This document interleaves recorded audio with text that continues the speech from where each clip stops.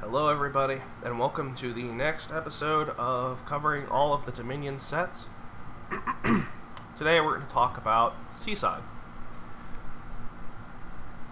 So, Seaside is maybe the weakest set in Dominion now that the base and intrigue have been kind of buffed up. Okay, I guess you can make a case for alchemy, but like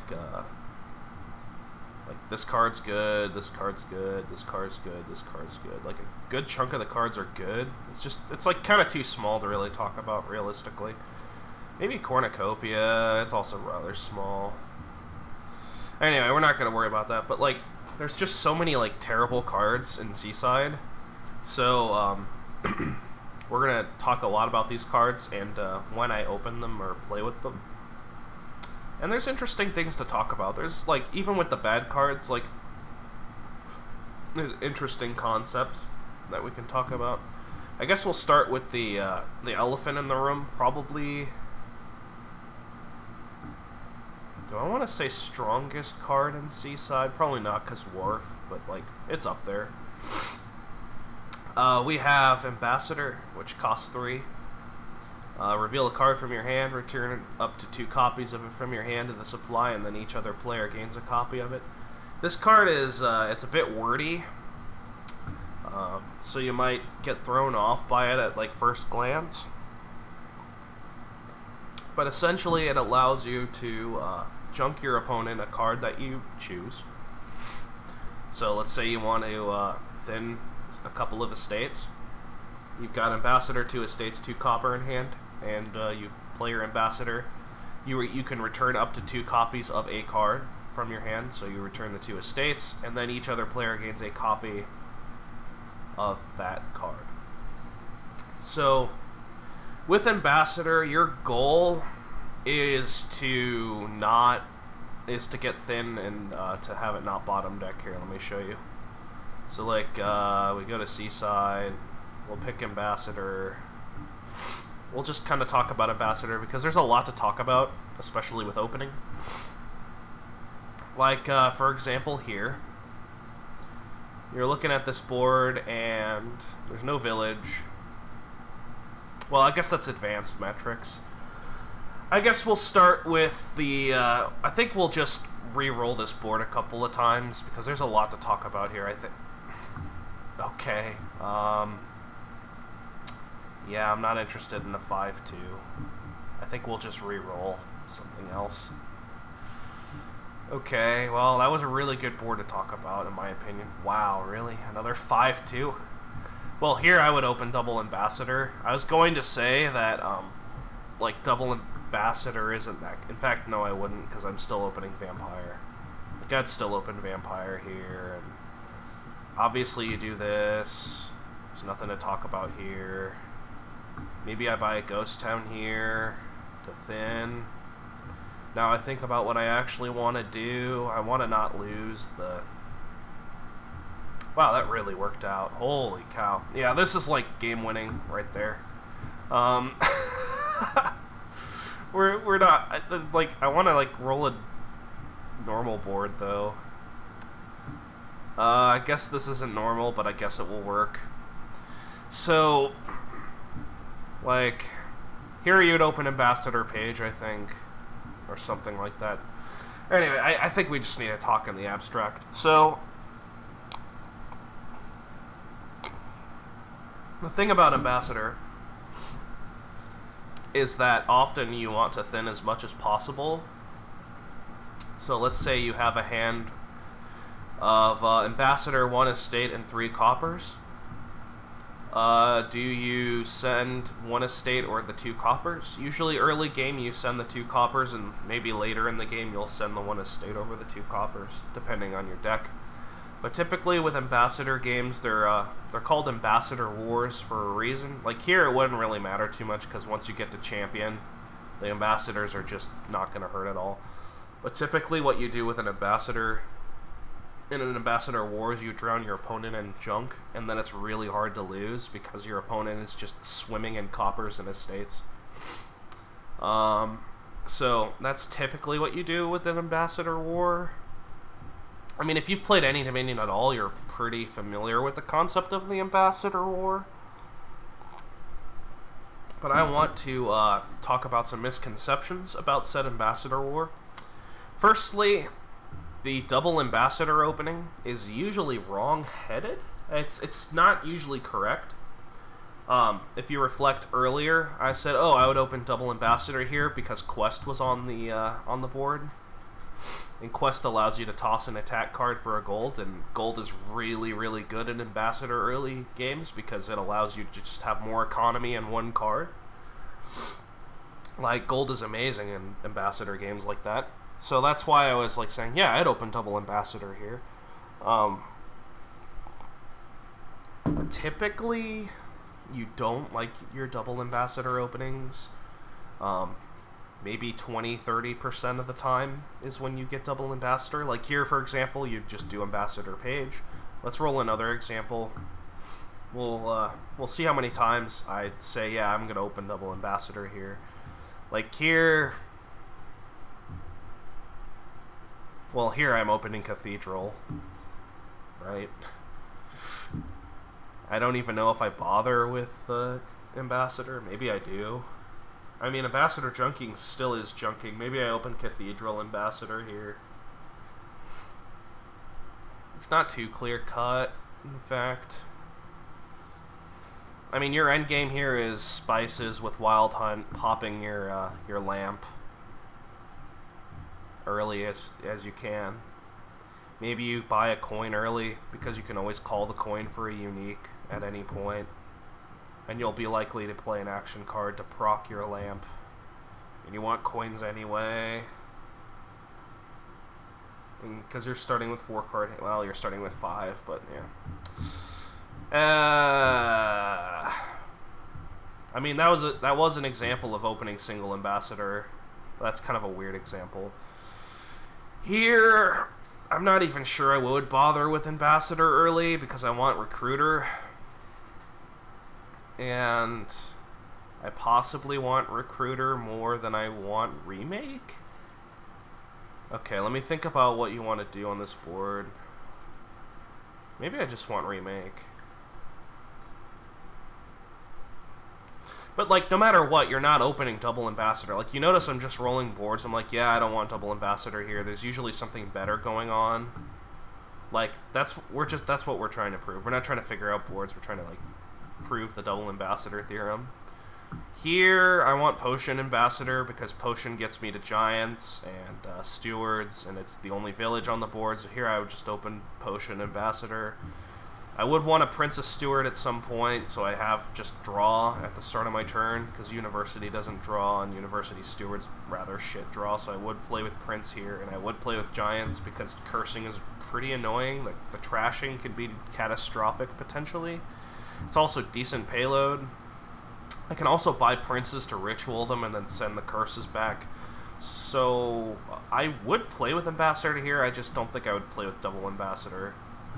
Maybe Steward Potion is slightly safer, because if I draw like triple estate, Steward Potion, like that's just, you're gonna lose that game anyway. I think I would just play with Ambassador Potion. We'll roll one more. And the reason I don't do double Ambassador is because, well, they can collide. It's not very likely you're going to buy a card if they don't collide. That will help you in the case that they do collide. Like here, for example, you could consider opening double Ambassador because, well, then you're pretty likely to hit 2, so you could buy a Hamlet and toss a card if you do collide your Ambassadors. But there's just Donate on the board, so like in that case you wouldn't really bother with Ambassadors. Plus there's Artisan Scepter, which is pretty cool, so you can gain a bunch of Artisan. You can gain a bunch of 5 cost, just drain the Scepters down. Get a Mint Platinum thing going really early. There's Improve, you can improve Mint into Artisan, potentially here. Or a Gold, that's possibly even better. You can Artisan a bunch of Scepters, money, discard attack. Like, Ambassador isn't really going to do anything here at all, actually. So, bad example. We'll roll again. Oh my god. I'm spending a long time just rolling.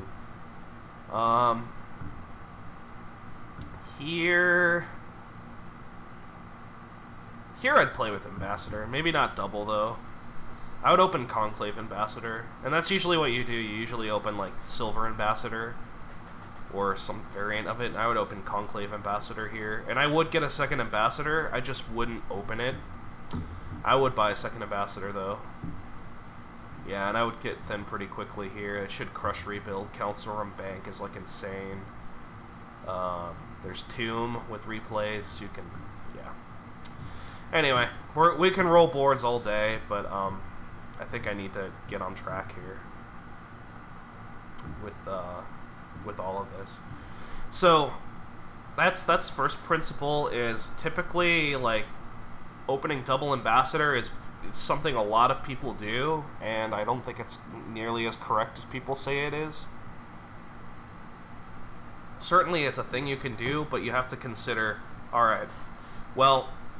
If I collide my ambassadors, how sad am I? And if I don't collide my ambassadors, what am I likely doing? Like, if there was, say, again, we'll bring up Quest. I'll queue it up here. If there is Quest, I would strongly consider a double ambassador opening because getting gold is really nice and you don't mind the collision too much. Because gold is really nice compensation for not thinning 4 cards. I would still thin cards over taking the gold because you can always take the gold later. I would rather thin, but it's decent compensation.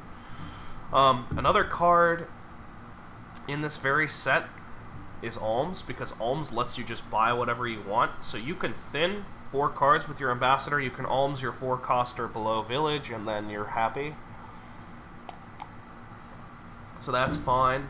But like there's just so many like ways in which double ambassador just doesn't do that much work for you, and you're going to usually be struggling for economy early on. You end up buying silvers on your turn. You don't really want to buy silver. Another thing about Ambassador Wars is that you typically have a lot of time to do whatever you want to do, and this is because people usually open double ambassador and all that sort of stuff. So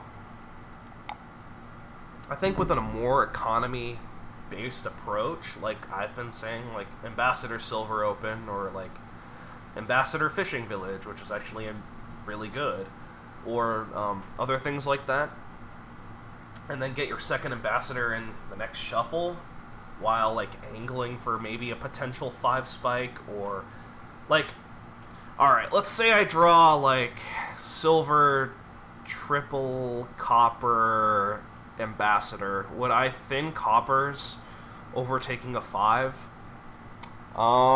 It depends on the 5. That's an interesting, like, very unlikely thing to happen, but it is possible, and we have to consider it, I suppose. I mean, if I'm opening Ambassador Silver anyway, I probably am already angling to get said 5 cost, so I could buy the 5 cost. If it was like a Bazaar, I probably would buy it for sure, because, well, Bazaar is economy, and it's also a village, which is, like, amazing. That's why Fishing Village is amazing, because it's economy and also a village for ambassadors, in case they collide. Because you will want a second ambassador a lot of the time. Not always, but, like, usually you just don't open it. And with a hand with triple copper silver, it's not really, like, you have to draw all 3 estates in your other hand to, like, not hit 3. So you can usually just afford the other ambassador. So I would play ambassador, send the copper over, but, like, not return anything. You can do that. You can return up to 0 copies of a card, just reveal it, and then junk your opponent. So there's that. Also, winning the ambassador war, typically what happens in a lot of ambassador games that are very ambassador-centric is that someone will just win by a lot.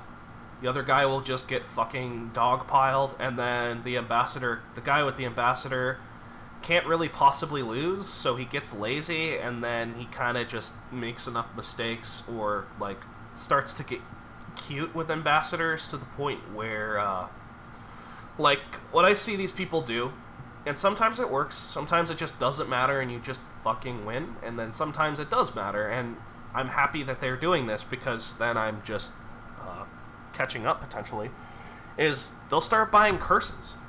Now, if you're gaining a curse incidentally with your while the Ambassador War is going on, like if that just happens, maybe you keep the curse around to junk. Typically this is a bad strategy though, because like the amount of work you have to put into junk Ambassador curse is a lot of work. It takes up a lot of time, and that time, that's time that you could have been spending building and just winning, because you're already winning. And then instead your opponent just gets like multiple opportunities to thin a bunch of cards, and then junk you, and then maybe you whiff a turn, and then suddenly like, yeah, you're ahead, but like, your opponent just found a fucking opening. Like, that's scary, right? Like, and if there's an opening, like, you didn't win the Ambassador War by that much. Like, your opponent's behind and getting shit canned every turn, yeah, but like, the time it takes, like, alright, I'm gonna buy a curse instead of buying like a 5-cost card. This curse could stop me from drawing my deck, and my opponent is still junking me like most turns if he can. So I'm gonna get this curse in my deck that I'm not sending back. My opponent will eventually send some other curses back, so I'm gonna have more than one curse in my deck eventually. It just complicates the game needlessly, and I think the complication is not necessarily in your favor. I'm not always saying it's incorrect to do this, but like, it's usually a lot more trouble than it's worth in my opinion to buy curse just for Ambassador junking. I mean, it's certainly a play you can make, but usually I'm just happy sending a copper over, or like more estates, and just sending the junk back for my opponent. King's Court Ambassador is fucking insane. That's where the games usually just fucking end. It's like, yeah, GG. You just King's Court Ambassador a bunch of shit every single turn, and your opponent just cannot recover. It's such bullshit. Fuck Ambassador King's Court games. Yeah. I mean, I've exhausted a lot about Ambassador. Ambassador is also a great pile-out card. Ambassador costs 3, and you can use it to, like, quote-unquote gain a card, right? Because you can Ambassador a province to your opponent, reveal province, don't send it back. The province goes to your opponent, so it's basically like you just milled a province. So you can use that trick, or like really any other card. Ambassador can lower in empty piles, just like anything else. So that's something to keep in mind. So it can be a cheap workshop variant, in a sense. So there's a lot of tactical things you can do with Ambassador. You kind of have to... Another thing to talk about with Ambassador is economy management, and how much you want to realistically send back versus what you want to do. Usually you want to send back a bunch of stuff and then buy a silver or a card like that to up your economy per turn. That's usually your plan. So if you have turns where you're down to, like, I don't know, a silver, 3 copper, 2 estates, and 2 ambassadors or something, like, that combination of cards isn't too likely to hit 5, so you want to keep getting silvers into your deck, so you'll keep thinning down to 3, you might keep thinning down to 3 cards in hand, or like 4 if you can only do that. You want to get rid of those estates, because they're obviously terrible. The ambassadors themselves don't really provide any economy, which is, again, villages that provide coin are, like, really nice for Ambassador. I mean, Fishing Village is okay. Like, Bazaar's the really good one with Ambassador.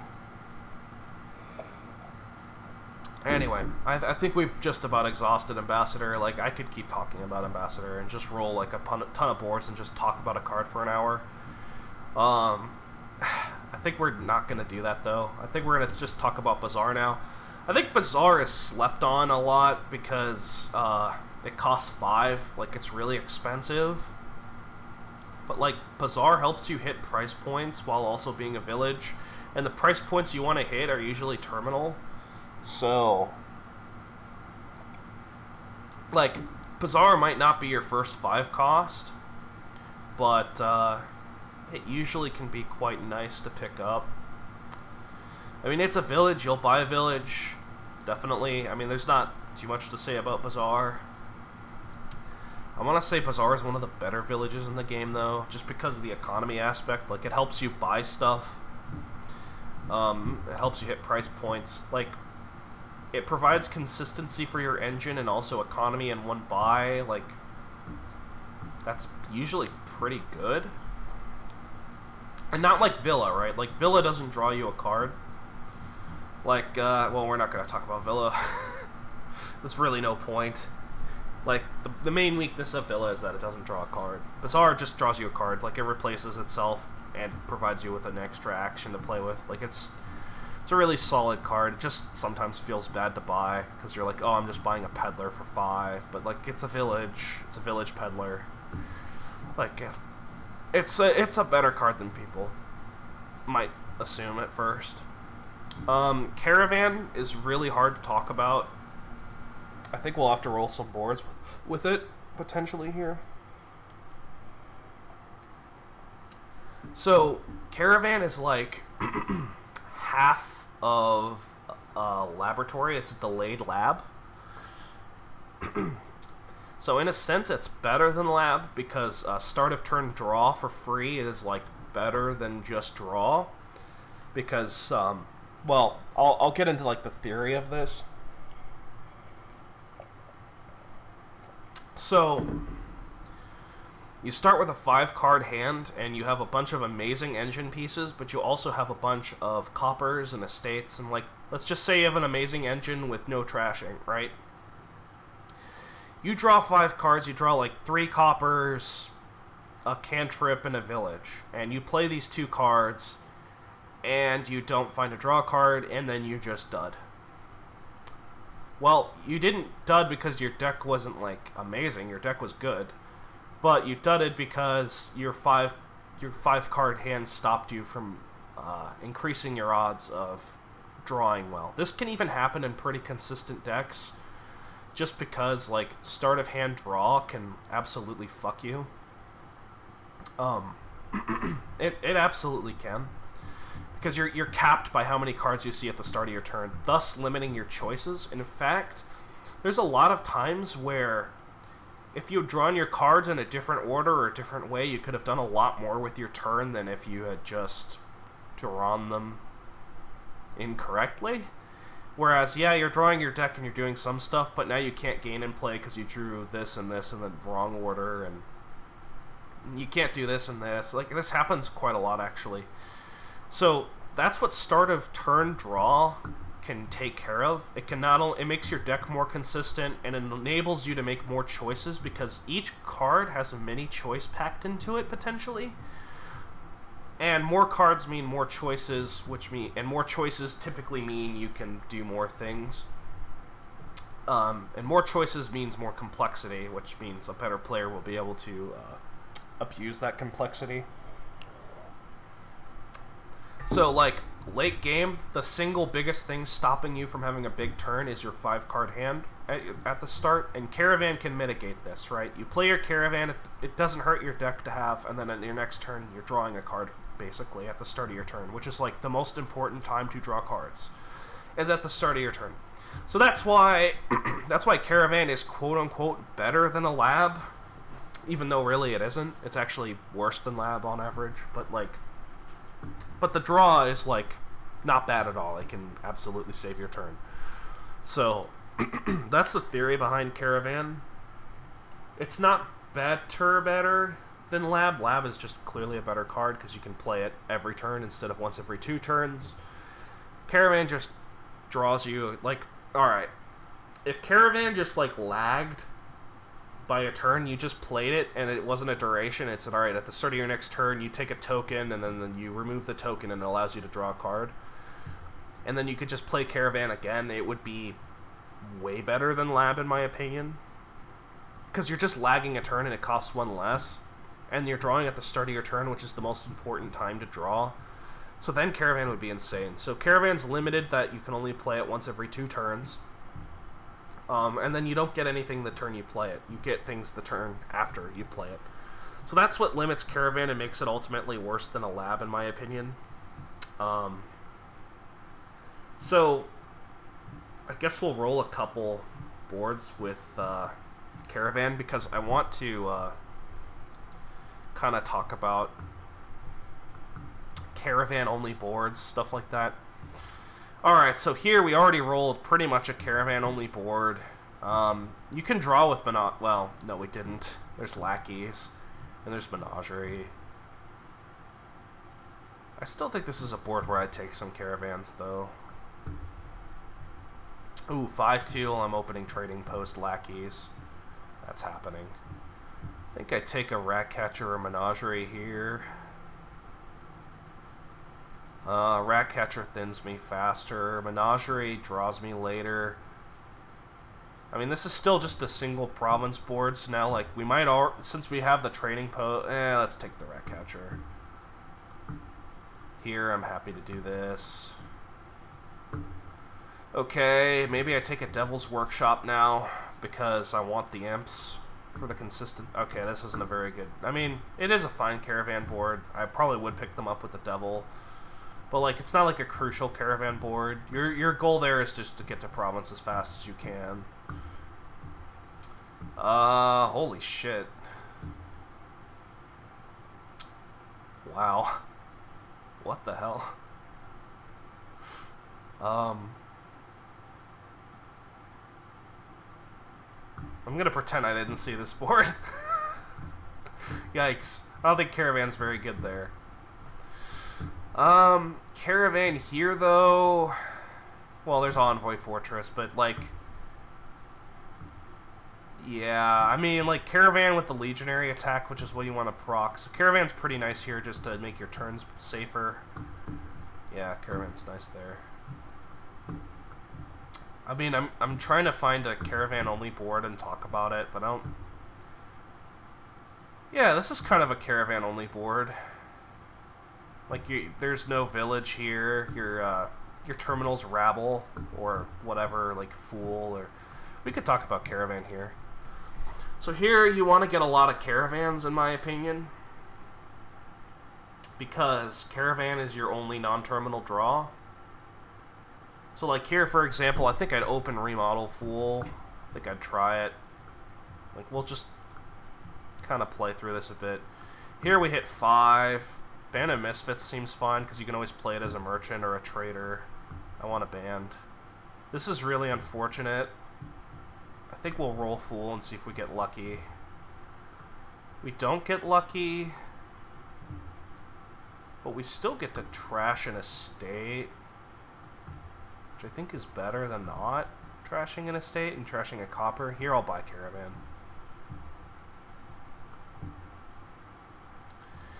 And if I were playing a competent opponent, I might consider buying Caravan over Band here already because of that. I don't want to take too many silvers either because of platinum. Like here I would take a Caravan over Band for sure. Oh, that was lucky. So I think I want Caravan more than I don't want the silver. I don't really want to toss for a boon here. Wow, we bottom decked our remodel and our Band. That sucks. Here my opponent's not even really going for Fool, so I'm happy to just do this. Here we hit 6, so I want a gold. Because gold gets me to platinum. Here I'm tossing for a boon because there's no way I don't get to, there's no way I get to a remodel, so I might as well toss. I don't know what these bottom 2 cards are, but they can't be that good, so... I'm happy to just cycle as much as possible here, get another gold. Draw 2 Caravans. Looks like we hit platinum. 4, 5, 6, 7, 8, 9. We already hit platinum. Yeah, so we can toss for a boon safely here. Oh, that was nice. Here I would love to remodel, but I can't. I could play the Band as a Caravan here, but what if I draw a junk card, so we play Merchant here, just guarantee our platinum. I've had somewhat unlucky shuffles, so I didn't get as many Caravans as I would have liked, but, like, slamming Caravans for non-terminal draws, usually, like, if it's the only draw and it's crucial, is usually a good idea. I think that was an interesting board to think about with Caravan. That's the thing to think about with Caravan a lot, is, When it's your non-terminal draw, when it's your only non-terminal draw, you usually just want to slam them. How hard you slam them is really dependent on how consistent your deck gets and how quickly it can province. Like, if it's only a single province board, yeah, maybe you don't want to grab all 10 caravans. Maybe you're happy with just 6 and playing 3 every turn if possible. Maybe you can remodel for caravans. Maybe you can trash for benefit for caravans. Maybe you can gain them. Maybe you don't have to waste buys on them per se when you have like $6 or something. But you might slam caravans. You might just like have a $7 hand and spend it on a caravan anyway, just for early game. Because early game's about drawing as much of your deck as you can, at least with whatever plan you have in mind. Yeah, we spent 30 minutes talking about these cards. I knew we spent a lot of time rolling too. I need to not do that as much. Cut Purse is a rather weak card. Sometimes you'll open it because you just have to, and it might stop someone from hitting 5. But like, if you're opening Cut Purse, like, your options really aren't all that good usually. Like, all right, like, that's your main reason to open Cut Purse is like a weak Militia.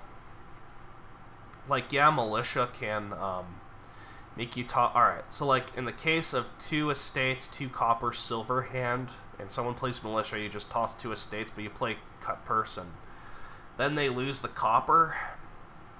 Okay, I mean, that's clearly more brutal than Militia, but late game Cut Purse gets a lot less efficient than Militia. Cut Purse, it's like, okay, you toss a copper. Well, copper was the worst card in my hand anyway, and I was going to toss that if I had been hit by Militia, and then I also had to toss like a draw card or a village or something. Whereas Cut Purse can kind of just gets weaker. It's a bit stronger early game, but it definitely gets a lot weaker and very quickly. So that's why Cut Purse is super weak. And especially if you're like, oh, I'm just going to make my opponent toss all these coppers and play 8 Cut Purses. Well, how are you going to play 8 Cut Purses? It's really hard to do. It's a really shitty card. It's okay early game, and after that it gets really shit and really quickly. This used to be the pin card, where like you used to do a bunch of shitty pins with this, like Masquerade, Cut Purse, King's Court sort of deals. You used to do nasty pins with that, but like not even that's available anymore. So now Cut Purse is just really shit. It's like Evil Link stealing because of the Link hat there. Yeah, Cut Purse is like really not all that good. I guess we could roll a couple boards with it. I guess we could roll boards with just like every card. But like, I don't know. I don't think Cut Purse is worth rolling for. I can just talk about it here. Like, you'll sometimes open Cut Purse, just not very often. I just don't see a reason to open Cut Purse over silver early game unless like the game is, I need to hit 5, and if I stop my opponent from hitting 5, I'm way ahead, which I guess sounds quite common.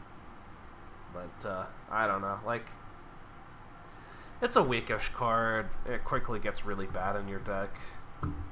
But sometimes you'll take it, I guess. Embargo is even worse.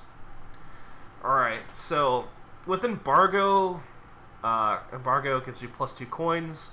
Cost 2, trash this, add an embargo token to the supply pile, and for the rest of the game, when a person buys a card from that pile, they gain a curse. So the dream with embargo is you're player 1, your opponent is player 2, obviously. You open embargo because you're like, alright, I just want a one-shot silver. You hit 5 somehow with the embargo, because, you know, you totally knew that was going to happen. Let's not even talk about if you whiff 5 and then you're just left without a silver in your deck. Like, fuck, you have to rebuy the silver, in which case you just wish you had the silver. Let's say you hit 5. You buy your 5 cost. By the way, you can't embargo the cards you really want to buy before you buy it. So, embargo already has like a padlock on it, to where, alright, am I willing to take a curse for the card I'm just about to buy? No, you're not willing to do that. That's ridiculous. So you already can't embargo the card. the pivotal 5-cost card or whatever card you wanted to embargo if you didn't have it already. So you already want to draw embargo like turn 4. Alright, so let's say you open embargo silver. Let's say you hit 5 turn 3. Okay, cool. You buy your 5 cost. Then you embargo that and you buy something else on your next turn. And somehow your opponent, and you also have to like hope your opponent doesn't hit 5 on turn 3 to buy the card that you just were going to embargo. And this is on boards without trashing, and this is highly unlikely a scenario, and it's really dumb to like assume it's going to just happen. And you're happy with just 1 copy of said 5 cost. Like, what? If it's that important, your opponent's gonna buy it, even if he takes a curse for it? So all that work and your opponent just has a curse? Like, what? Like, that took a lot of, like, finagling to, like, really get. So, like, the best thing for embargo is, like, if you can, like, quickly guarantee you can get a card and then stop your opponent from getting that card after you're happy with the amount of them you have, but, like, that never happens. Like, embargo is, like, best case is, like, never ever fucking happens. It's, like, impossible to set up. So it's, like, a really weakish, like, one-shot silver with a potential curse upside. The nice thing about embargo, I guess, is, there's, like, multiple paths here. Turn 1, your opponent gets potion. Okay, you know he wants these alchemists. So you just get embargo, and then you embargo the alchemists, and then your opponent just wasted their buy on that potion because you want to go the other way. And that is your case. That's your best case for going embargo, and you still have to know your opponent is going for said potion, which means he's probably got first mover on you. Maybe he doesn't. Maybe he buys potion turn 2 and you bought a card turn 1 and you're just flexible enough to just buy embargo. That doesn't seem too likely, but it's possible. I can see it. Actually, no, that doesn't even... No, your opponent would have to buy at turn 1. So you buy your card, your opponent buys potion, and then you buy embargo and your opponent buys something. Then you get an extra free turn in which to potentially block off the potion card before they get to it. That's, like, really dubious. But, like, it's still, like, reasonable. It's still... I think it's happened to me before. Both sides, actually. Because you just tend to not see embargo, and then you can just fuck your opponent, potentially, with it. And this is, of course, considering, like, oh, trashing is shit, or there's no trashing at all. I really don't want to take this curse. And then it's also terminal. Like, fuck. If embargo wasn't shitty enough, it's also terminal. So, like, you have to not play another action card to play said embargo. Like, ugh. That's gross. So, like, embargo is pretty shit. Like, it's one of the worst cards in Dominion. And there's, like, this article out there. There's, like, this embargo tax article about, like... They go into, like, really great detail about, like, global effects or something. It's like, I read it, it's like, I remember reading it, and I'm like, oh, you just said nothing. You've basically said nothing about Dominion the entire article. You didn't really say anything of note. Maybe it's just because, like, I already think those things, and maybe it was important to point out. I don't know. But, like, you can think really deeply about embargo, or you can just not play with embargo and think deeply about other things that actually matter, because, like, the situation... Like, I always end up thinking deeply about embargo, and it just never works. That's the problem with embargo, is that, like, you think of all these, like, cute little things you can do, and it just never works. Would I ever open embargo? I don't know. Probably not. Not usually. Not really at all. I think its best case, honestly, is potion games with potion cards. I think Excuse me. I think that's its best case, honestly. I don't think it's a very good card.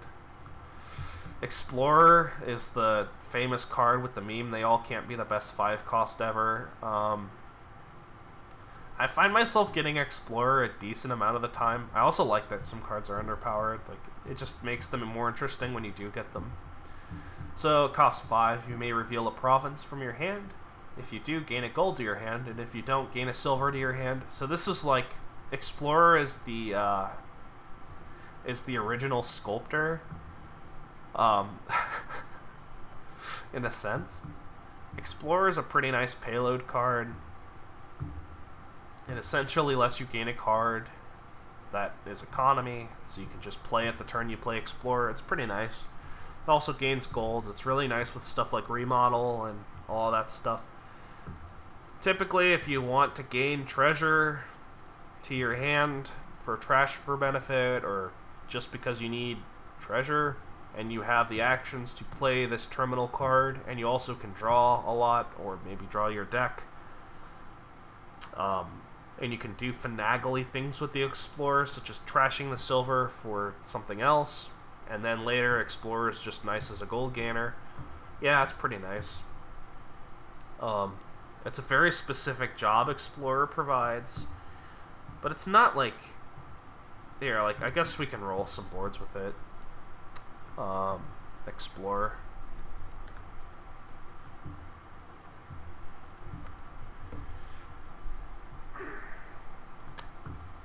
Like here... I mean, I wouldn't bother with Explorer here. There's Conspirators and Pawns, and the silvers just get in the way. I'm not seeing any good trash for benefit either. Yeah, I wouldn't bother with Explorer there. In fact, there's no trashing at all. Like, yikes. That's definitely not a money game. Here... Well, here's just Highway Bridge Troll bullshit. With Remake, you get to remake these into pages, so you just open Page Remake, and then you mission a bunch, and then you just Bridge Troll Highway Remake into... Yeah. Explorer's really shit there. Like, Explorer's gonna be shit on a lot of boards. But,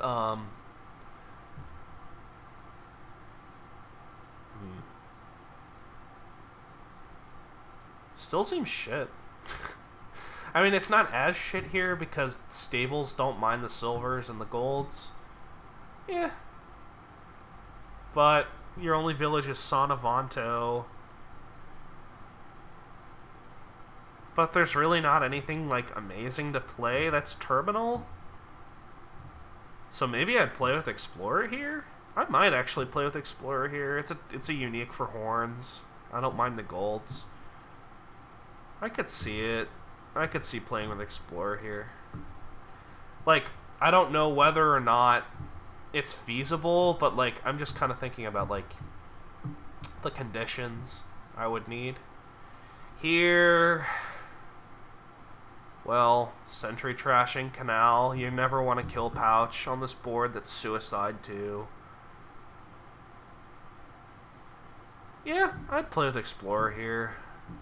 I probably would. It's about the same as Hero, though. So maybe I wouldn't bother with Explorer, because I would just have a Hero. But if I didn't have a Hero and I gained, like, a Contraband, maybe, and then I could... and then just never play the Contraband again? Like, I might play with Explorer here. This would be the prime board for Explorer if Page wasn't here, actually. Like, this would be fine for Explorer. I would play with Explorer if Page wasn't here, and I think that's the only reason, really. We'll roll one more. You notice, like, maybe I'm not explaining this well, but, like, I'm looking at the board, and I'm thinking, alright, do I really, like... Do I have a use for a terminal gold gainer or like a terminal silver gainer?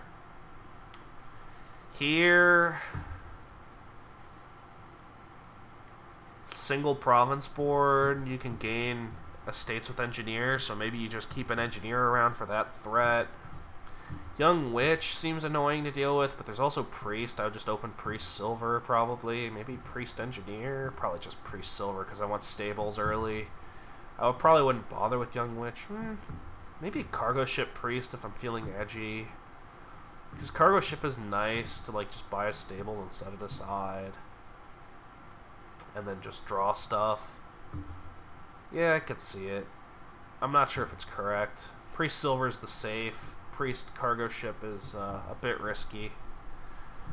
You know what? We'll try it. Oh, we won't try it.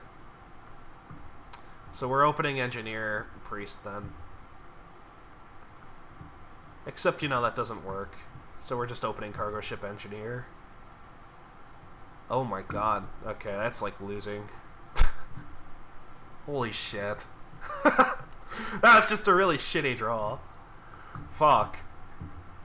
Okay, Explorer here. Again, like, I would take Explorer because Counterfeit here is really nice.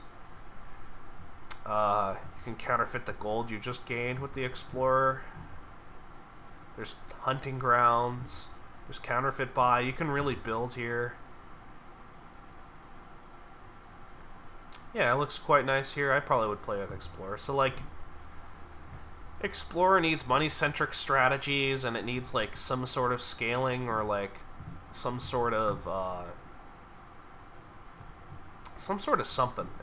Maybe it just needs, like, maybe you can get thin really quickly, but, like, there's no way to generate economy other than Explorer, and then you'll just take the Explorer.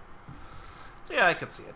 Fishing Village costs 3, plus 2 actions, plus 1 coin, and at the start of your next turn, plus 1 action and plus 1 coin. So Fishing Village is a silver. It gives you a silver, essentially, in economy. Which is nice. It's a village for 2 turns, and the start of your turn as a village is nice because it only requires you have to find to draw a card or your terminal card instead of finding a village in your terminal. So Fishing Village just kind of gives you 2 turns to find something good. On the flip side, it doesn't draw you a card, so Fishing Village does get kind of shit the turn you play it, but, like, even then it's not too bad. It's just a copper that's a village. Like, you'll still play it. It's better value than a copper, definitely. And then your next turn is just so amazing with Fishing Village. You can use it to spike stuff. You just get more options with the Fishing Village on your second turn. Typically, you can usually draw cards. And Fishing Village overall is one of the best villages in the game. Maybe you won't get, like, tons of them all the time, but quite often there are boards where you just pile them. You'll just take, like, 6 if you can, and play 3 every turn. And then you're happy with that. There's really not too much to say about Fishing Village other than quite often I open it over silver because it's just way better than silver. Like, it might be slightly worse than silver at spiking on 1 turn, but then you get the coin on the next turn. So it still spikes, just not as spiky. I think it's worse at hitting 5 twice than hitting just straight up 5 once. I think it's better at hitting 5 once. But I think it's slightly worse at hitting 5 twice. Like, if you open Fishing Village Silver, you might still hit 5 twice versus the double silver.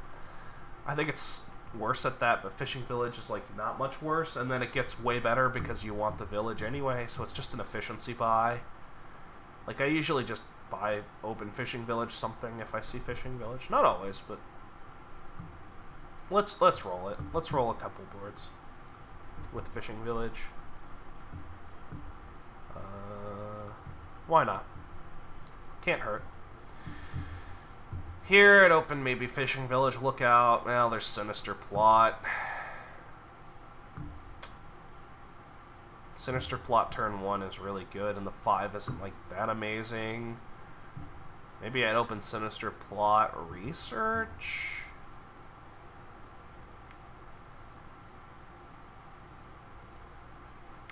This board. There's Oasis and Swashbuckler, so there's, like, a temptation to not get too thin here, because you want the swash golds. I think research is still something you want, and sinister plot. I think we're gonna try this. We want to hit 5 next turn, guaranteed. So I think we draw here. Now we take a fishing village. We could take a silos, but why? I think it's early to do that. Actually, what am I talking about? It's not guaranteed at all that I didn't open Sinister Plot Silver. I'm thinking about that, I'm sorry. So, I actually don't want to draw here. I'm happy with a 3. We want to draw next turn, in which case tossing a fishing village in there seems good. Like here we'll draw. Ooh, that was lucky. Here we'll buy our swashbuckler. Add token. Here I think we'll buy a swashbuckler. Maybe we'll buy our silos now. Silos seems better than Oasis at its job. I think we just add a token here and toss 3 times. We really want to find the research. But like fishing village here is nice, right? Because it helps us with the it helps us play our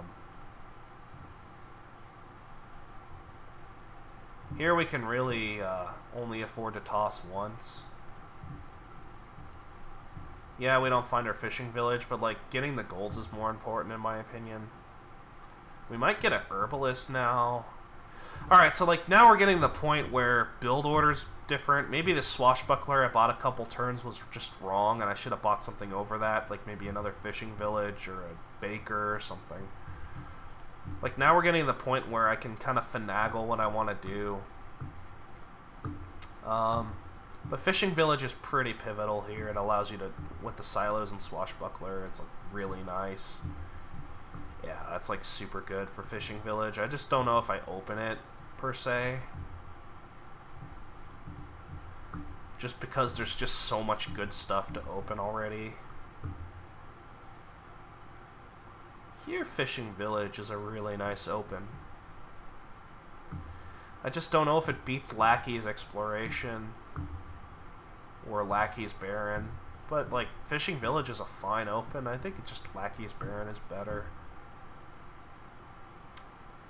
You want to play conspirators and you do want a gladiator, and a trade route's really nice later. I just don't want to open it. Maybe I do want to open it. No, I don't. Not really. Seems super awful to open. Here I might open it. I mean, here I might get it. Get, like, trade route lackeys. Seems okay. Here I'll just exploration. Here I'll just royal carriage.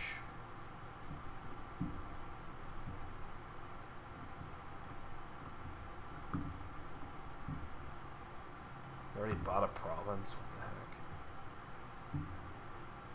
Here I'll fishing village conspirator. Like, yeah, I'm not opening fishing village here. That seemed okay though. I mean, it's not like always an open, but like I usually find myself opening it. Like here, I probably would open double fishing village. It's not like I really want the silver that much.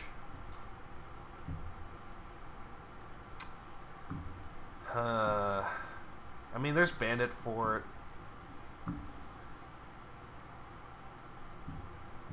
I guess it's not like the fishing village really does anything. It's like, alright, what draw am I going to play? And they can always counterfeit the silver later. Yeah, maybe this is just double silver. That's funny. Market square here, though. And now you just want all the highways. Well, no you don't. You want counterfeit there. Now you want highway. Here I kill silver because it allows me to get another counterfeit. And now you just slam highways and fishing village is completely irrelevant there. Wow. I promise, fishing village is good. It's really good. I'm just, not rolling right. Again, just a board with, like, where fishing village is kind of shit. Like, it's not that good here. Well, Royal Blacksmith makes it okay, I guess. But, like, Royal Blacksmith makes you toss all these coppers, so, like, what are you doing with your turn? Problem is the scaling here is really awful. Ugh, I don't even want to look at this. Just take my word for it. Like, opening fishing villages, like, at least one is usually okay. Like, I'm not saying open two, but, like, usually opening one is okay. Ghost Ship. Ghost Ship is a really oppressive card. It costs 5, plus 2 cards. Each other player with 4 or more cards in hand puts cards from their hand on their deck until they have 3 cards in hand, so it slows you down a tremendous amount. Oh my god, we're almost on an hour. We just got here. That's scary. Yeah, Ghost Ship is really oppressive. Quite often you'll get it on your first 5. It's it's a brutal attack. I mean, you have not seen the horrors of Dominion until you've been hit by Ghost Ship, really. It's just super annoying and obnoxious to deal with. Like, yikes. Yeah, it's not a it's not a particularly fun card to play with. And your goal in a lot of games is just to play your Ghost Ship every single turn and draw your deck and then play Ghost Ship, because doing that prevents your opponent from drawing deck, and then they can maybe Ghost Ship you every once in a while. And your goal at that point is to be as consistently drawing your deck as possible and push your opponent down so that they continually just fuck up over and over and over and just spend turns passing because they're top decking their good cards, or they're just playing a couple cards and not really doing anything. Those games are the worst games in my opinion for Ghost Ship, because it's just a nice nickname I have for Ghost Ship is Ghost Shit, because it's just, the game is fucking shit when it's on the board. That's why I have it I think I have it blacklisted. I do. I have Peasant blacklisted. We'll talk about that when we get there. I have these 2 cards because they're just boring. I might replace them with cards I really hate, though. Possession. I rolled 1 board with Possession when it was unbanned. I played 1 game with Possession, and it just happened to be the most degenerate piece of shit board with Possession, and it made me quit Dominion for like 3 weeks. It was really funny. I just quit Dominion. I'm like, I'm done. Fuck Dominion, I'm out. Now I just blacklisted because of that. That was it was a really bullshit board. It's somewhere on the Discord. But yeah, Ghost Ship. It's really unpleasant to play with. Of course, top decking mitigations, like there's stuff like Vassal, Piazza.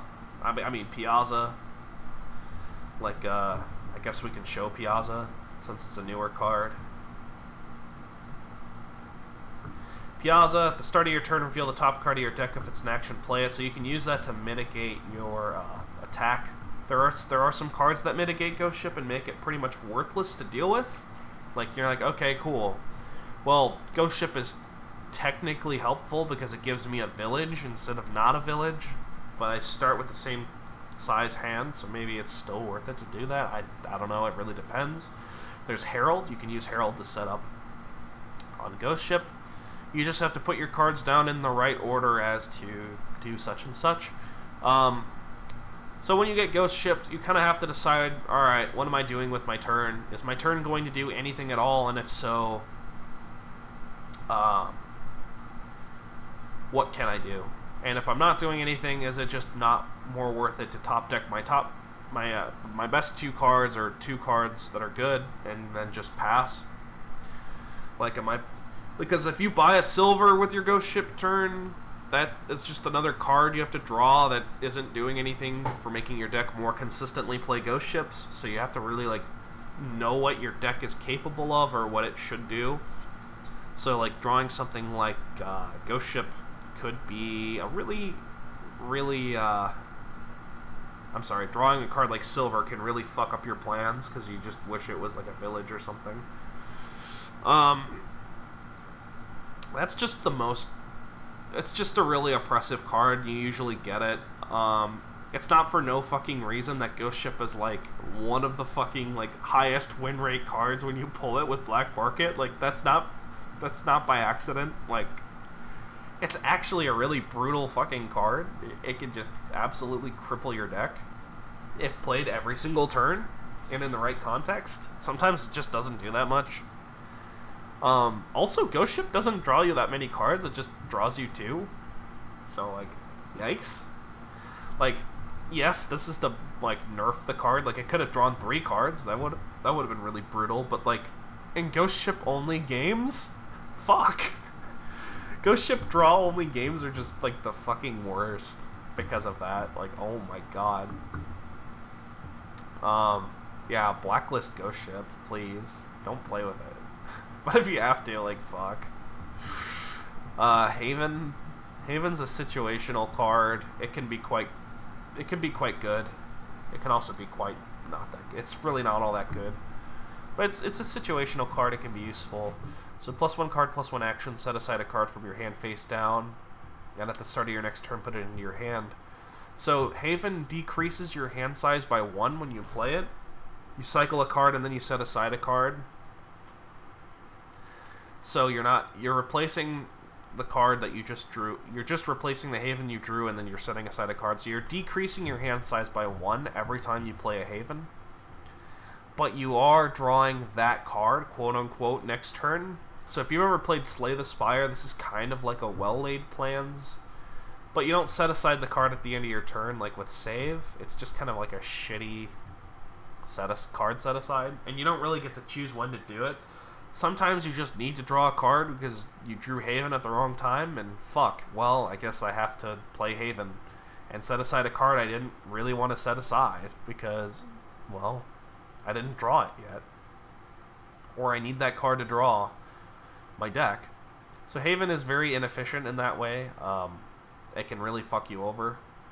But the set aside's nice usually. The set aside can be quite nice. If you're already drawing your deck and you use Havens to set aside provinces, you can use them as pseudo-trashing to make your deck more consistent. You know, obviously to do that you have to add more Havens, and adding more Havens makes you draw less cards, technically speaking. Because you just see less information as you're shrinking your deck, so you might not set aside that province. You might have to set aside a good card or a decent card instead, which really sucks. But yeah, Haven's pretty situational. It's usually not bad to add 1 or 2 to your deck, like over that fucking 3rd silver you're gonna buy. Like usually Haven's probably just better than that. So it can be a nice card to pick up. But again, it's really situational. You can use it to like, okay, well, I don't need this village this turn. I already drew my deck. I'll just use the Haven to set it aside. Because it's just better than nothing. So like Haven's good for that kind of stuff. There's really not much else to say about Haven. It's more of a support card. It's not gonna like win you any games, but it gives you higher winning percentages if you play it well when you do have it. So it's definitely a card to potentially like play a game or 2 with and practice with it. I think is very important. But it's a very situational card. It's really hard to talk about in a vacuum without rolling a bunch of boards, and I'm not rolling a bunch of boards for Haven. Like, it's just not that good. Next we have Island, which is like one of the nicest art in the game. Like, it's really nice art. It's also become a bit of a meme now with the on the Discord. I just don't even want to talk about it because it's so obnoxious.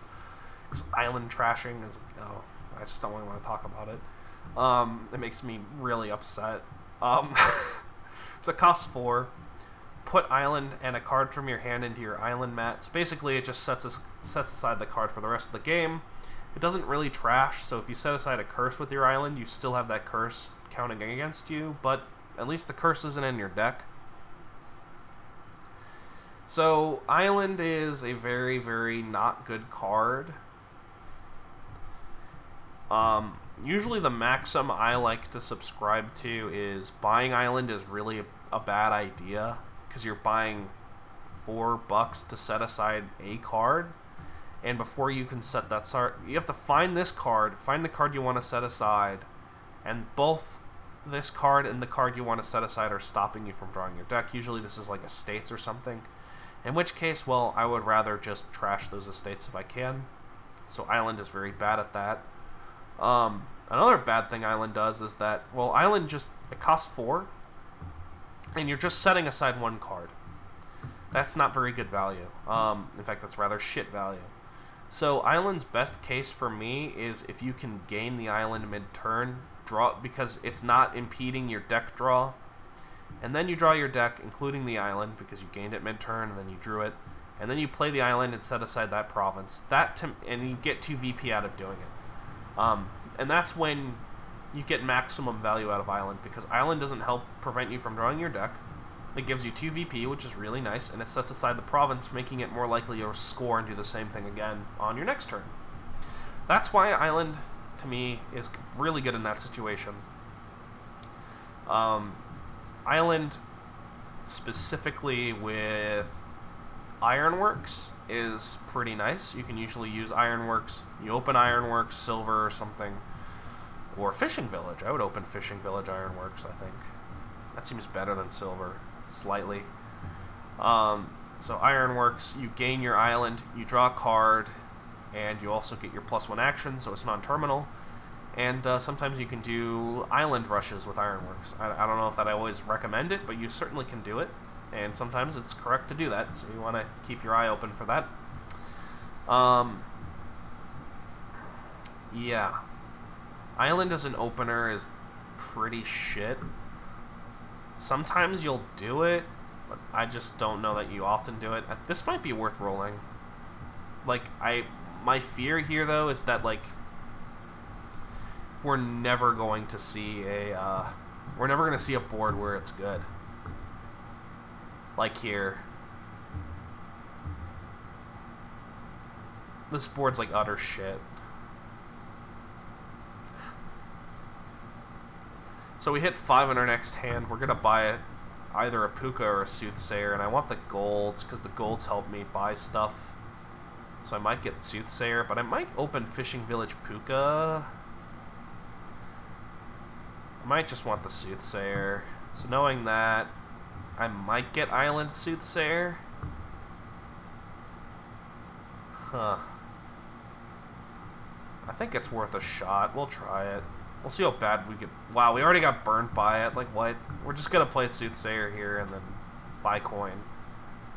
I guess here we'll buy either Fishing Village or City Gate. I think City Gate's fine. I guess we'll top deck the estate. 3, 4, 5, 6. 6 isn't that important. We'll top deck the copper. We want a Haunted Woods now, because Haunted Woods absolutely fucks this deck. Wow, again. So we're going to trigger the shuffle. We might as well trigger it with the island. Oh.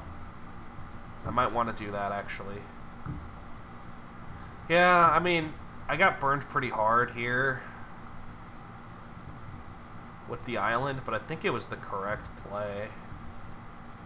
I did get burned, though. So we did roll a board with island, but, like, yeah, I just don't know that it's all that good. Here oh, here we go. Here we go. Here we go. This, I forgot to mention this. Hovel Island is a real thing. Like, cool. I just trashed a card. Like, that's good. That's actually really good. That's a good user case. Now, whether that's better than just buying Tunnel here, I doubt it's better than Tunnel. Like, here I actually would buy Tunnel Storeroom over that. Because, fuck you, crop rotation. But That is a thing you can do. Definitely. There's also catapult. There's a lot of stuff on this board. Well, we know the, well, I just want more heralds, honestly. Okay, that was really sad. Well, I'm not gonna buy an estate. Like, that's awful. Okay. So we'll discard 2 cards here. And now we get our crop rotation. We toss here. Hey, crop rotation overpowered. Guess now we could go for a catapult. Sure. This is rather sad. Maybe I farmland the storeroom now for an upgrade. Seems okay. It's not great, but what can you do?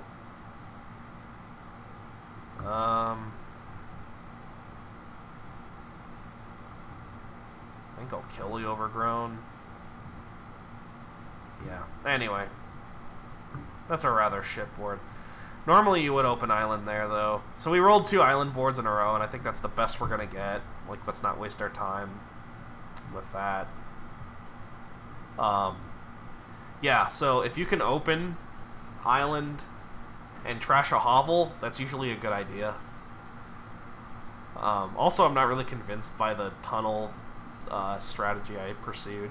I'm not really convinced at all that it was good. In fact, I think catapult just destroys it. But, you know, we gotta have fun, right? Anyway, yeah, that's island. It's pretty situational, though. Like, it's not something you should really actively look at when doing, but, like, sometimes you just want to hit 5 once, and then maybe you open island silver, set aside your estate, and then you're happy. Like, but the board really has to be really weak with opening play in order for that to be, like, a thing you do. And even then, is that better than just double silver and getting islands later, if you can? Like, it's only 2 VP, like, it's not, like, it's not going to win you a lot of games opening it. In fact, it stops you from hitting 5. It stops you from hitting price points. The reason Island Hovel is so good is because, well, you're going to thin 2 cards, and you thinned a card with the island, so it's just opening single silver, and then you thin one of your cards. Like, that's why it's good. Yeah, like, the value for island is, like, not really that amazing. Its late game value is quite nice if you can gain in play it. If you're just buying Province Island, it can even work, but it's gonna make your deck less consistent doing that, so it's a bit risky, but it's still something you'll probably do. Lighthouse. Lighthouse is what I term a condom, because you got to practice Safe Dominion. It's a bit of an inside joke. Maybe you'll be offended by that. So there's like 3 condoms in the game, basically.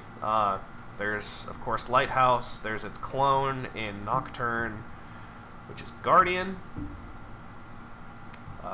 And then, of course, there is the base set with Moat, which is the least relevant of the 3 protections.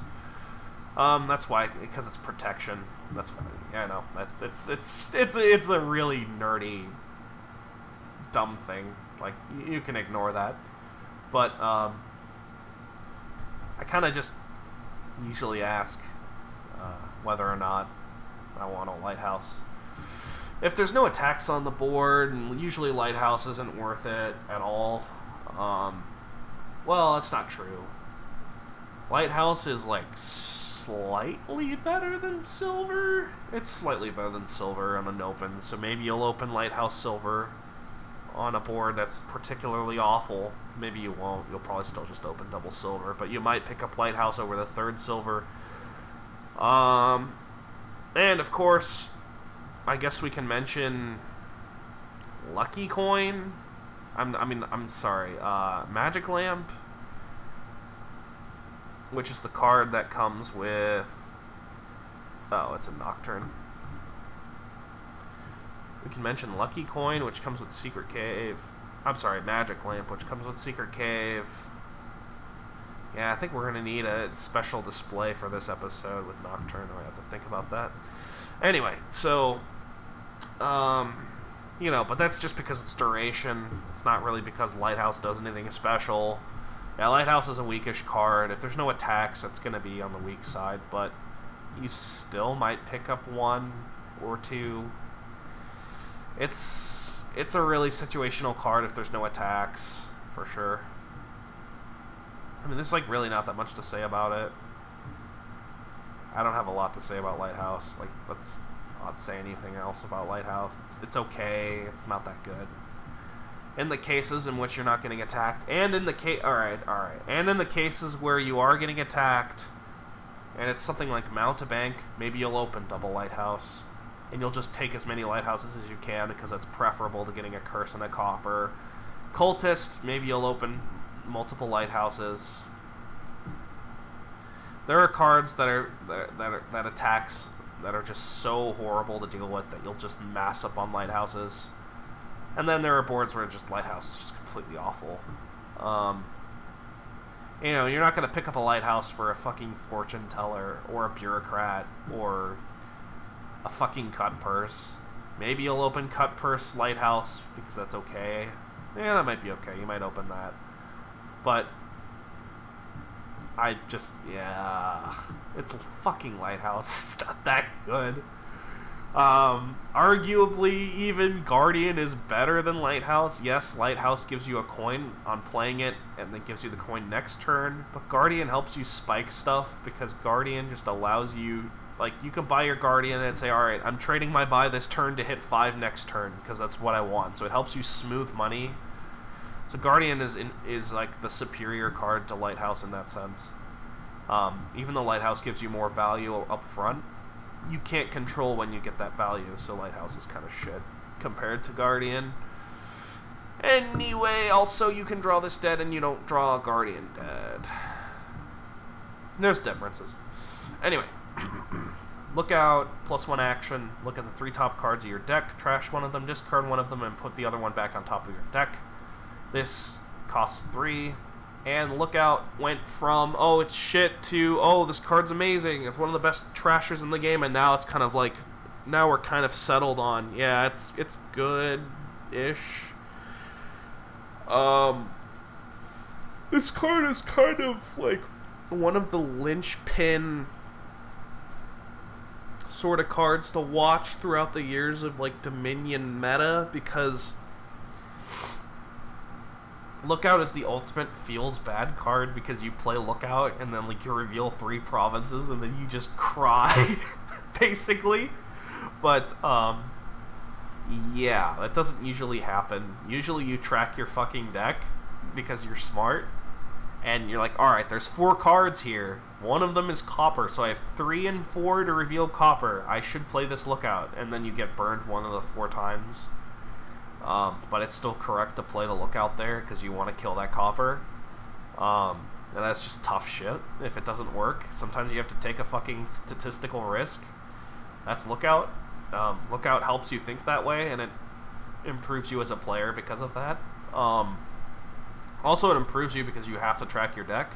Also, it's great because it top decks a card. You get to decide which card to top deck, and that can be useful. So Lookout is a nice opener. I don't know that I would open double Lookout per se. I used to be an adherent to that open, and now I just don't think it's all that good. For much the same reasons as Ambassador, I guess, except Lookout cycles you a bit faster, so maybe it's better in that way.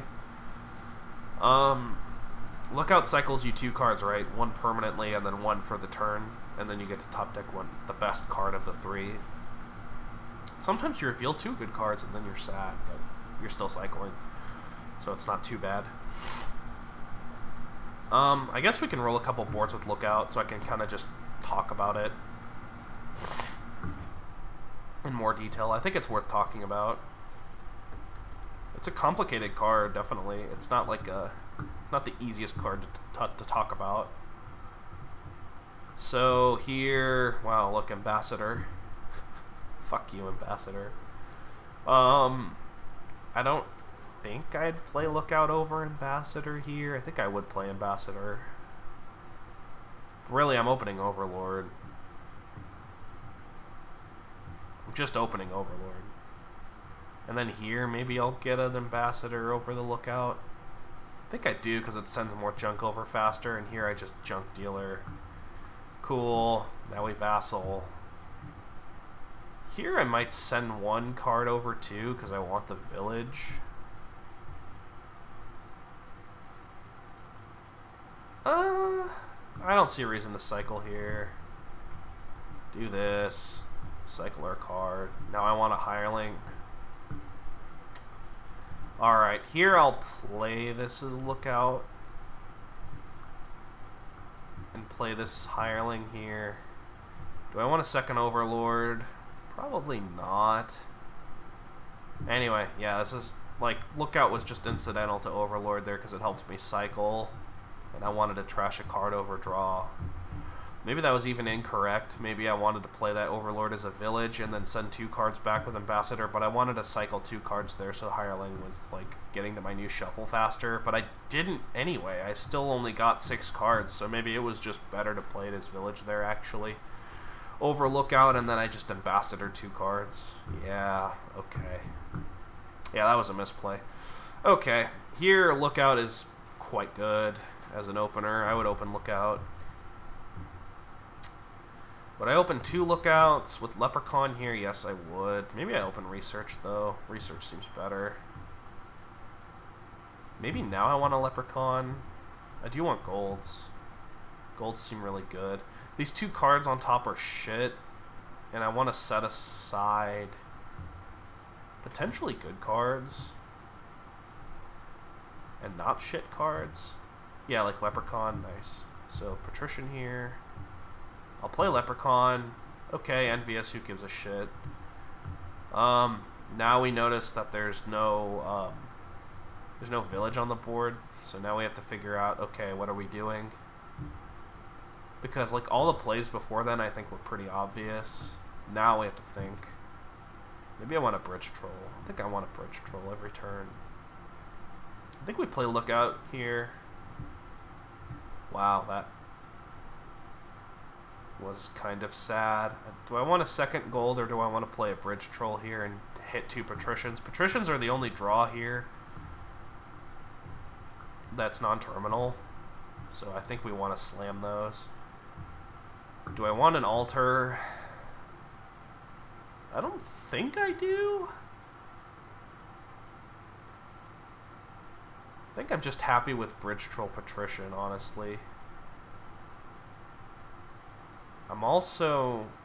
There's only 1 Patrician left here, and if he doesn't take it, I think we cycle here. Anyway, yeah, Lookout there is... It's a nice situational, like... Yeah, I want Lookout there. We'll roll 1 or 2 more. Here... Moneylender Lookout looks good. You want a Throne Room Pawn, or Throne Room Seers even. Yeah, let's do this. Because the main reason we're doing this over Moneylender Catapult is that that's kind of self-defeating a bit. Like here we hit 4, we should hit 5 next turn. I'm sorry. No, we don't. Gotcha, fooled. I already bought a Throne Room, so maybe I buy a Pawn now. Alright, now we hit 5. Now we get the Seer. I want to just trash, so I think I do this.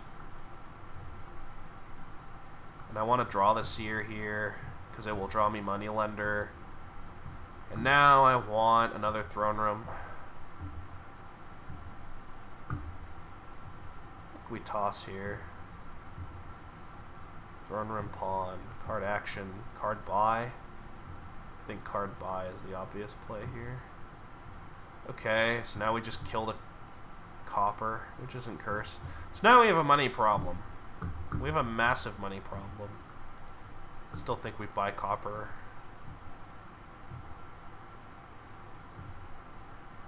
Anyway, that was an example of not playing a good Lookout. Like, don't play Lookout there. Fuck. There's no good card there, right? Look. Oh, we could have maybe found an estate. That was 3 and 5 odds. We should have played the pawn first to get more information on whether or not we wanted to play that lookout. So you have to think about stuff like that. So it's kind of good I fucked up there, because then I get to mention that, I suppose. And if I was playing this seriously, I would have thought about it and tracked my deck. So, yeah, with Lookout, sometimes you want to play some cards first to get more information as to what your final cards on top are, and then you'll know whether or not to play the Lookout, because, hey, I drew too many bad cards. Well, Lookout's kind of shit now. Oh, I drew a couple good cards. Well, there's shit cards in there. Now we'll play my Lookout. And I think that's the skill of Lookout, is determining when to play said Lookout. And eventually, of course, Lookout, I mean, Lookout just doesn't do anything. You have to trash a card, discard a card, and you don't get to choose the order, so you have to trash first, then you have to discard, then you put one on top of your deck. So you can't discard one card and then not trash, so eventually Lookout just gets kind of shit. And then you kind of just learn to not play your Lookout and just blindly play cards. Alright, next we're going to talk about Merchant Ship. Costs 5. Now at the start of your next turn, plus 2 coins. Funny story about Merchant Ship. Originally, I can't remember. I think this card was considered like insanely strong at first. And this card just drew 2 cards.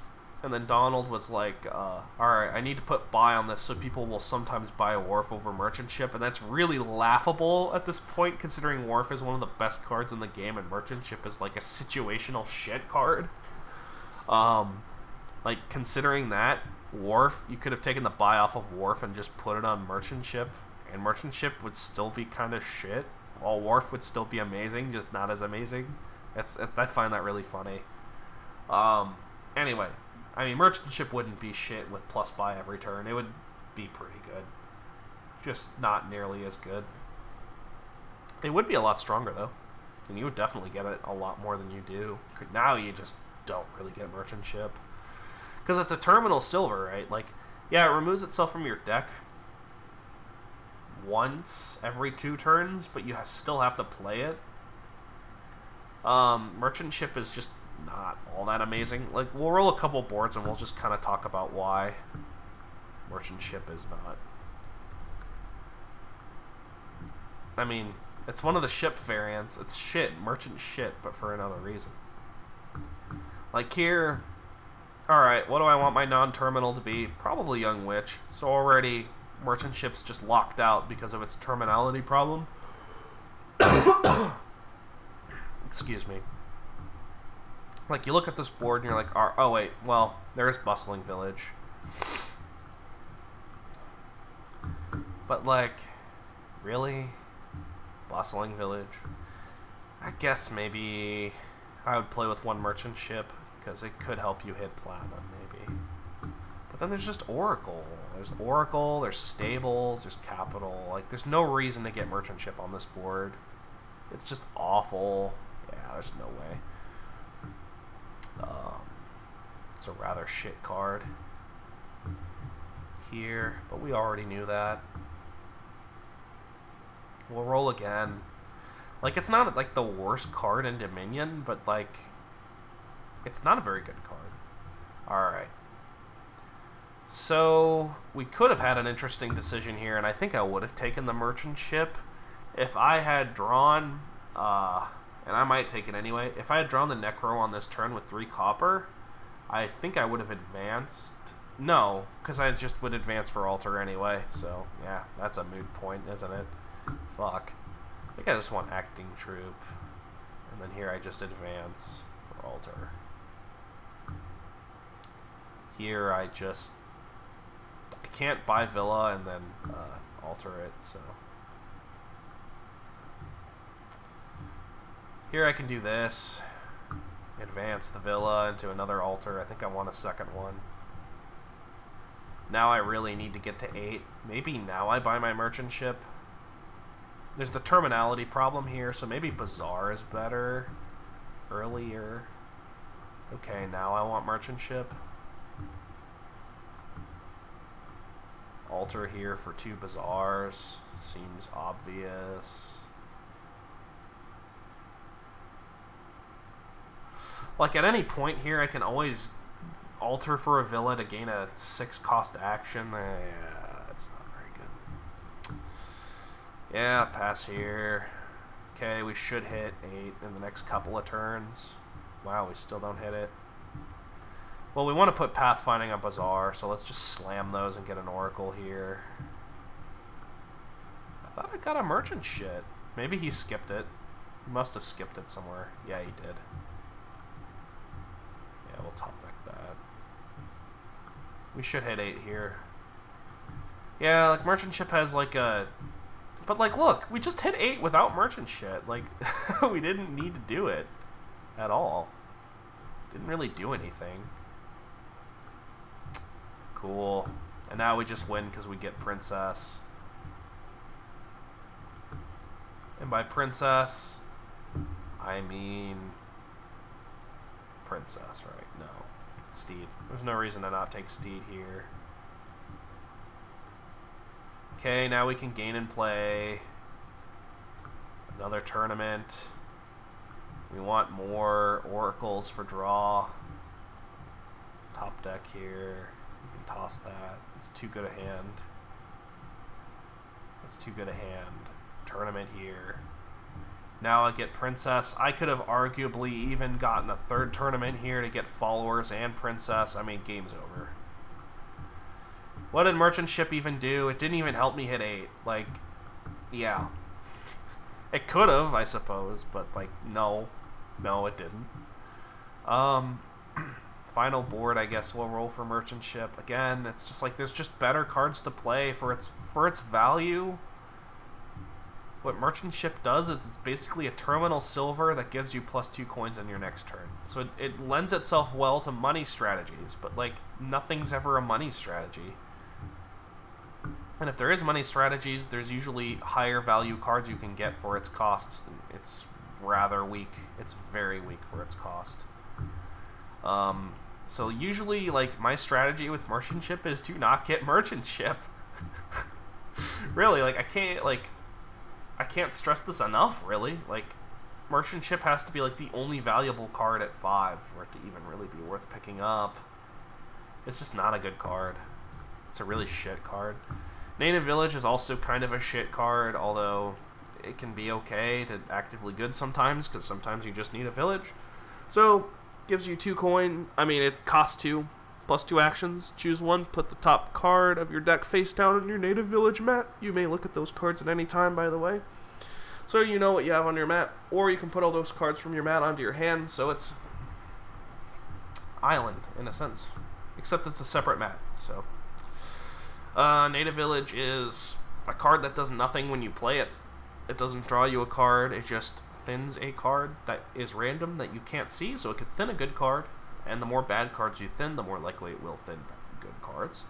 So if you have a way to have Native Village set aside bad cards guaranteed, such as a Cartographer, or heaven forbid, a fucking Navigator, which is what we're going to talk about next. If you can play a Navigator and then a Native Village afterwards, yeah, it can be quite nice. Fucking Navigator. There's a lot of shit cards in this set, honestly. Like, fucking Navigator. It makes me giggle just thinking about how bad Navigator is. Native Village, yeah. If you can guarantee setting aside a shit card, it's pretty good. Like, if you draw your deck, play Oasis, discard a copper, and then play your Native Village to set aside a copper, it's good. Problem you run into with Native Village and guaranteeing setting shit aside, if it's your only village, is that eventually you either are forced to set aside good cards, or you have to take all the bad cards and put them into your hand.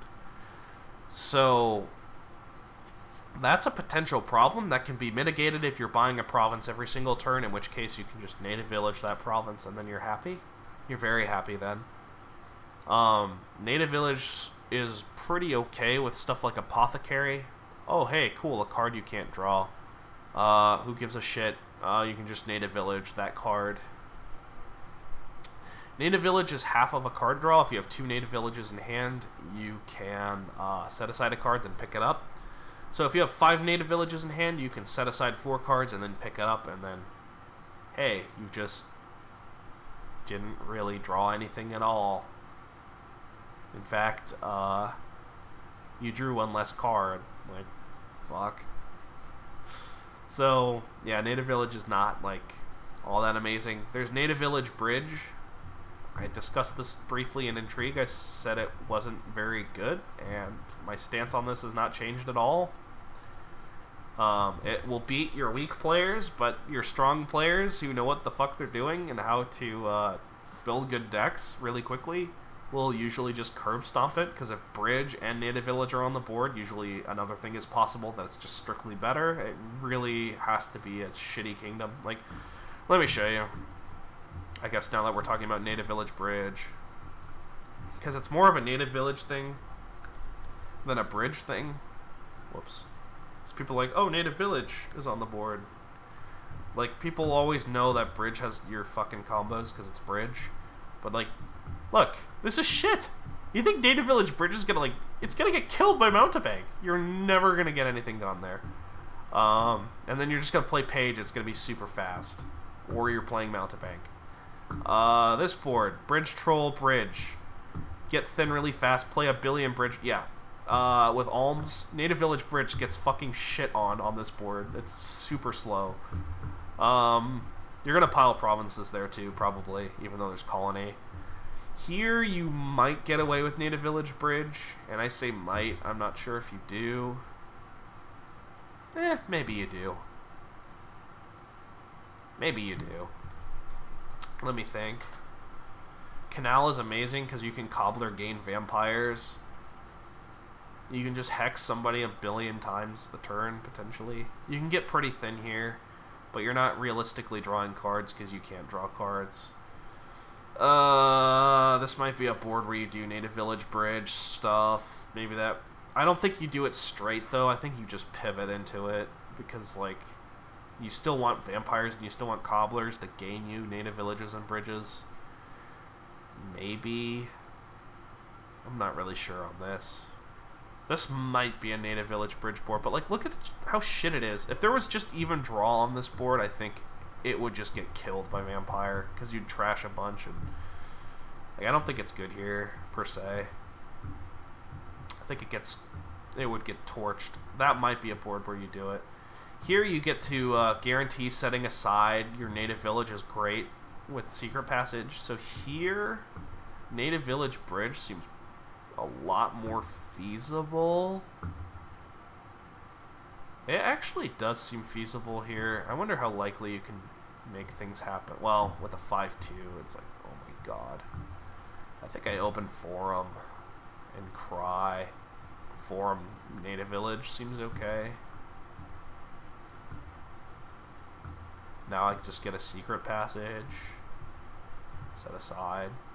Hey, that was really nice. Now I want a Bridge. Do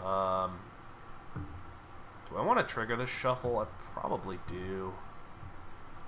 Well, there's a Bridge in there. It's 1 and 4. We'll, of course, set it aside, but we didn't, so yay, fuck you. I think I want a Plaza now? But, like, we're not just playing Native Village Bridge. We're playing smarter than that, like, if you notice. We're very likely to draw Native Village in the next 5 cards, so I'm actually putting it at location 6 here. You notice that? I'm being smart here. I want a second Bridge. I think I want another Native Village as well. See, we drew Native Village, and now we can safely tuck this estate. I want to play Forum here over the Secret Passage. We are going to toss these 2 Cloppers.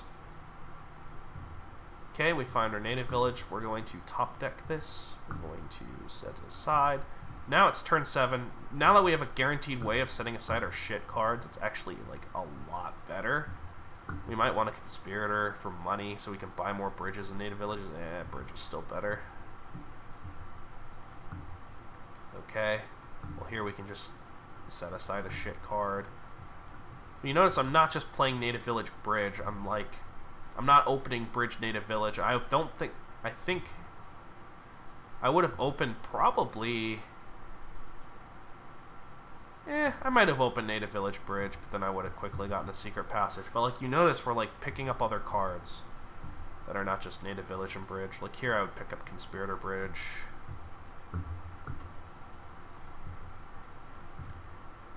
We want to just set this aside.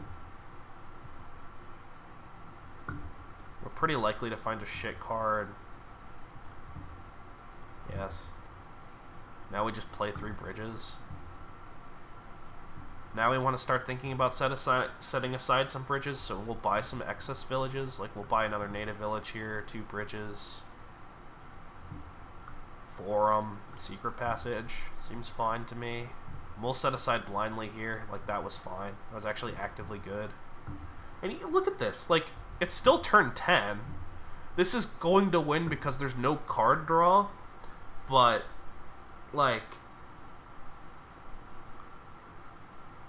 this should win because there's no card draw and there's Orchard. But, like, turn 10? And we're still doing this. Like, fuck me, right? Like, look at this.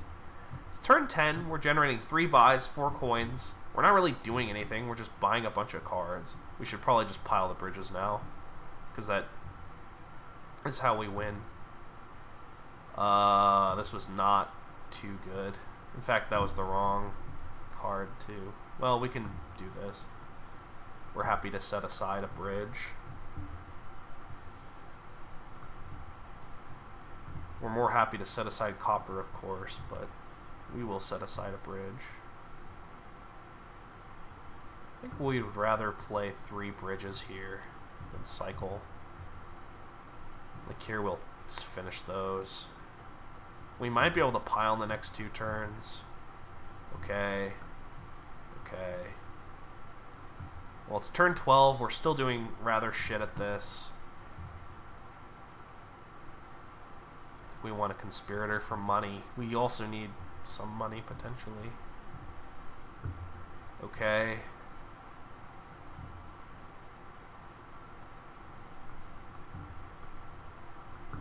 We're still going to need like 1 or 2 turns to set this up. And this is like best case, I think.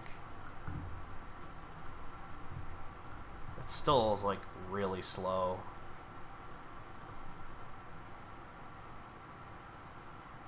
I think we're okay tossing these.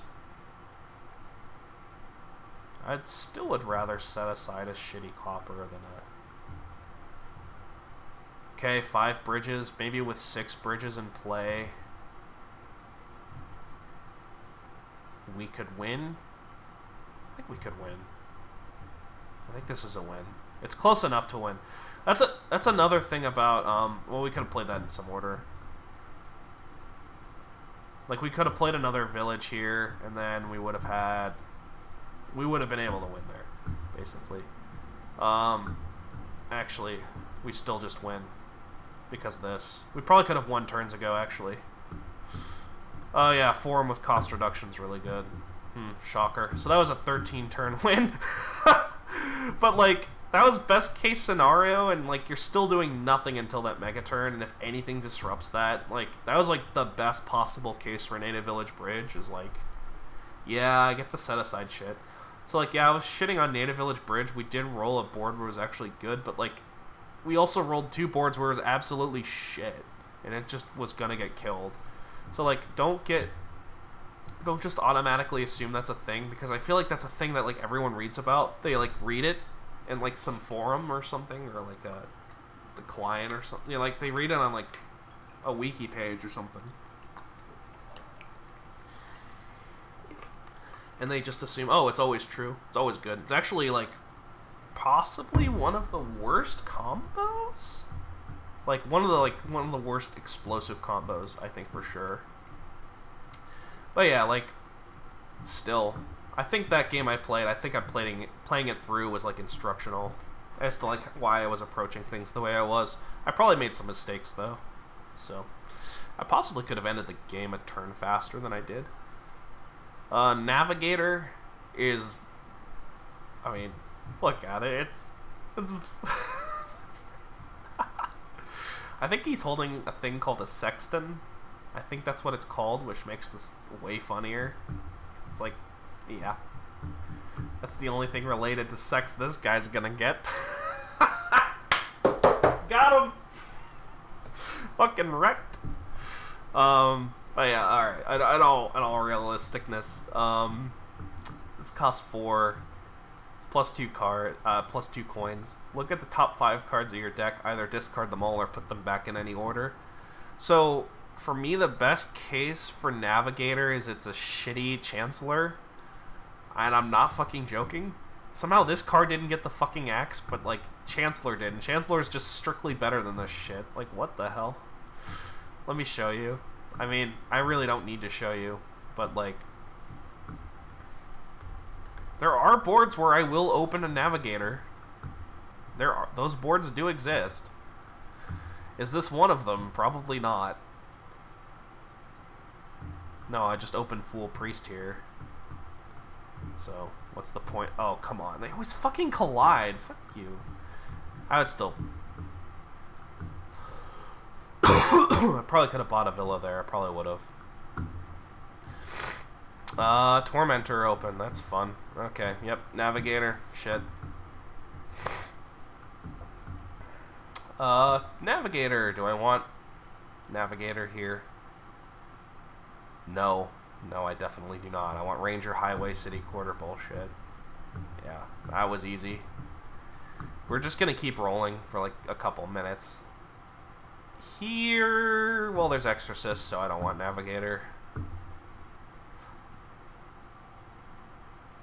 Yeah, still don't want Navigator. Looks really awful to me. The board has to be, like, completely just right for Navigator to, like, matter.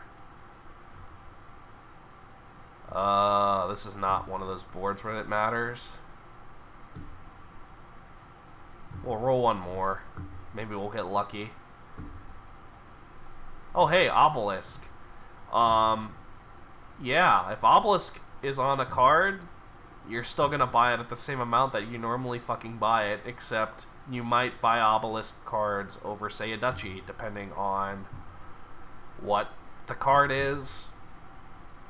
Because Navigator is a thing that sometimes can do something, while Duchy never does anything. And you might buy Navigator for points reasons, and then, hey, maybe it saves your turn. Navigator. Yeah. Yeah. I might, like, I would open Cargo Ship Silver here. I really would. Like, I would not touch Navigator here. So for Navigator to be good, there has to be a not compelling thing to open, a reason to cycle. Like, here, Masquerade's on the board, and I can't open it anyway, so fuck you, Navigator.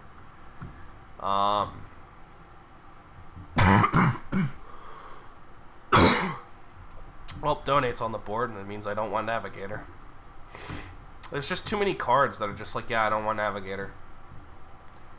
Yeah, Salvager's on the board. Don't want Navigator.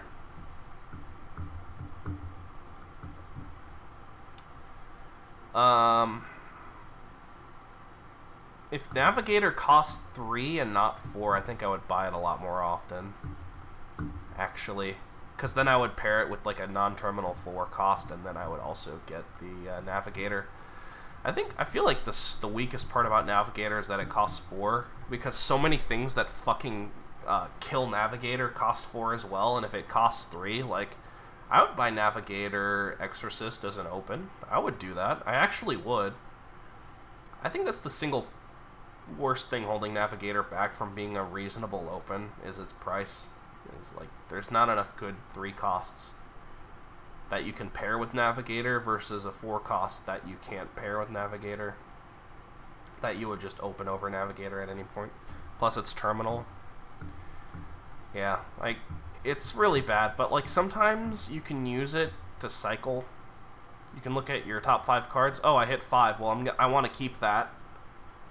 And then you keep it, and then sometimes you don't hit 5, and you're like, oh, I don't want to keep that. I have had boards where I opened Navigator and I just laughed because I knew that was the correct play, but like, it doesn't happen. And if you're not opening Navigator boring shit like Obelisk, you're never gonna buy a Navigator, really. Ever. Maybe there's a capitalism board where you can play Navigator and then use Vassals and Heralds or something. I'm sure there's a board where Navigator's like amazing, but like, yeah, let's stop talking about Navigator. It's really shit. Is it the worst card on this board? Is it the worst card in Seaside? Would be my question. I think I'd buy it more than fucking Merchant Ship, but I wouldn't say it's worse than Merchant Ship.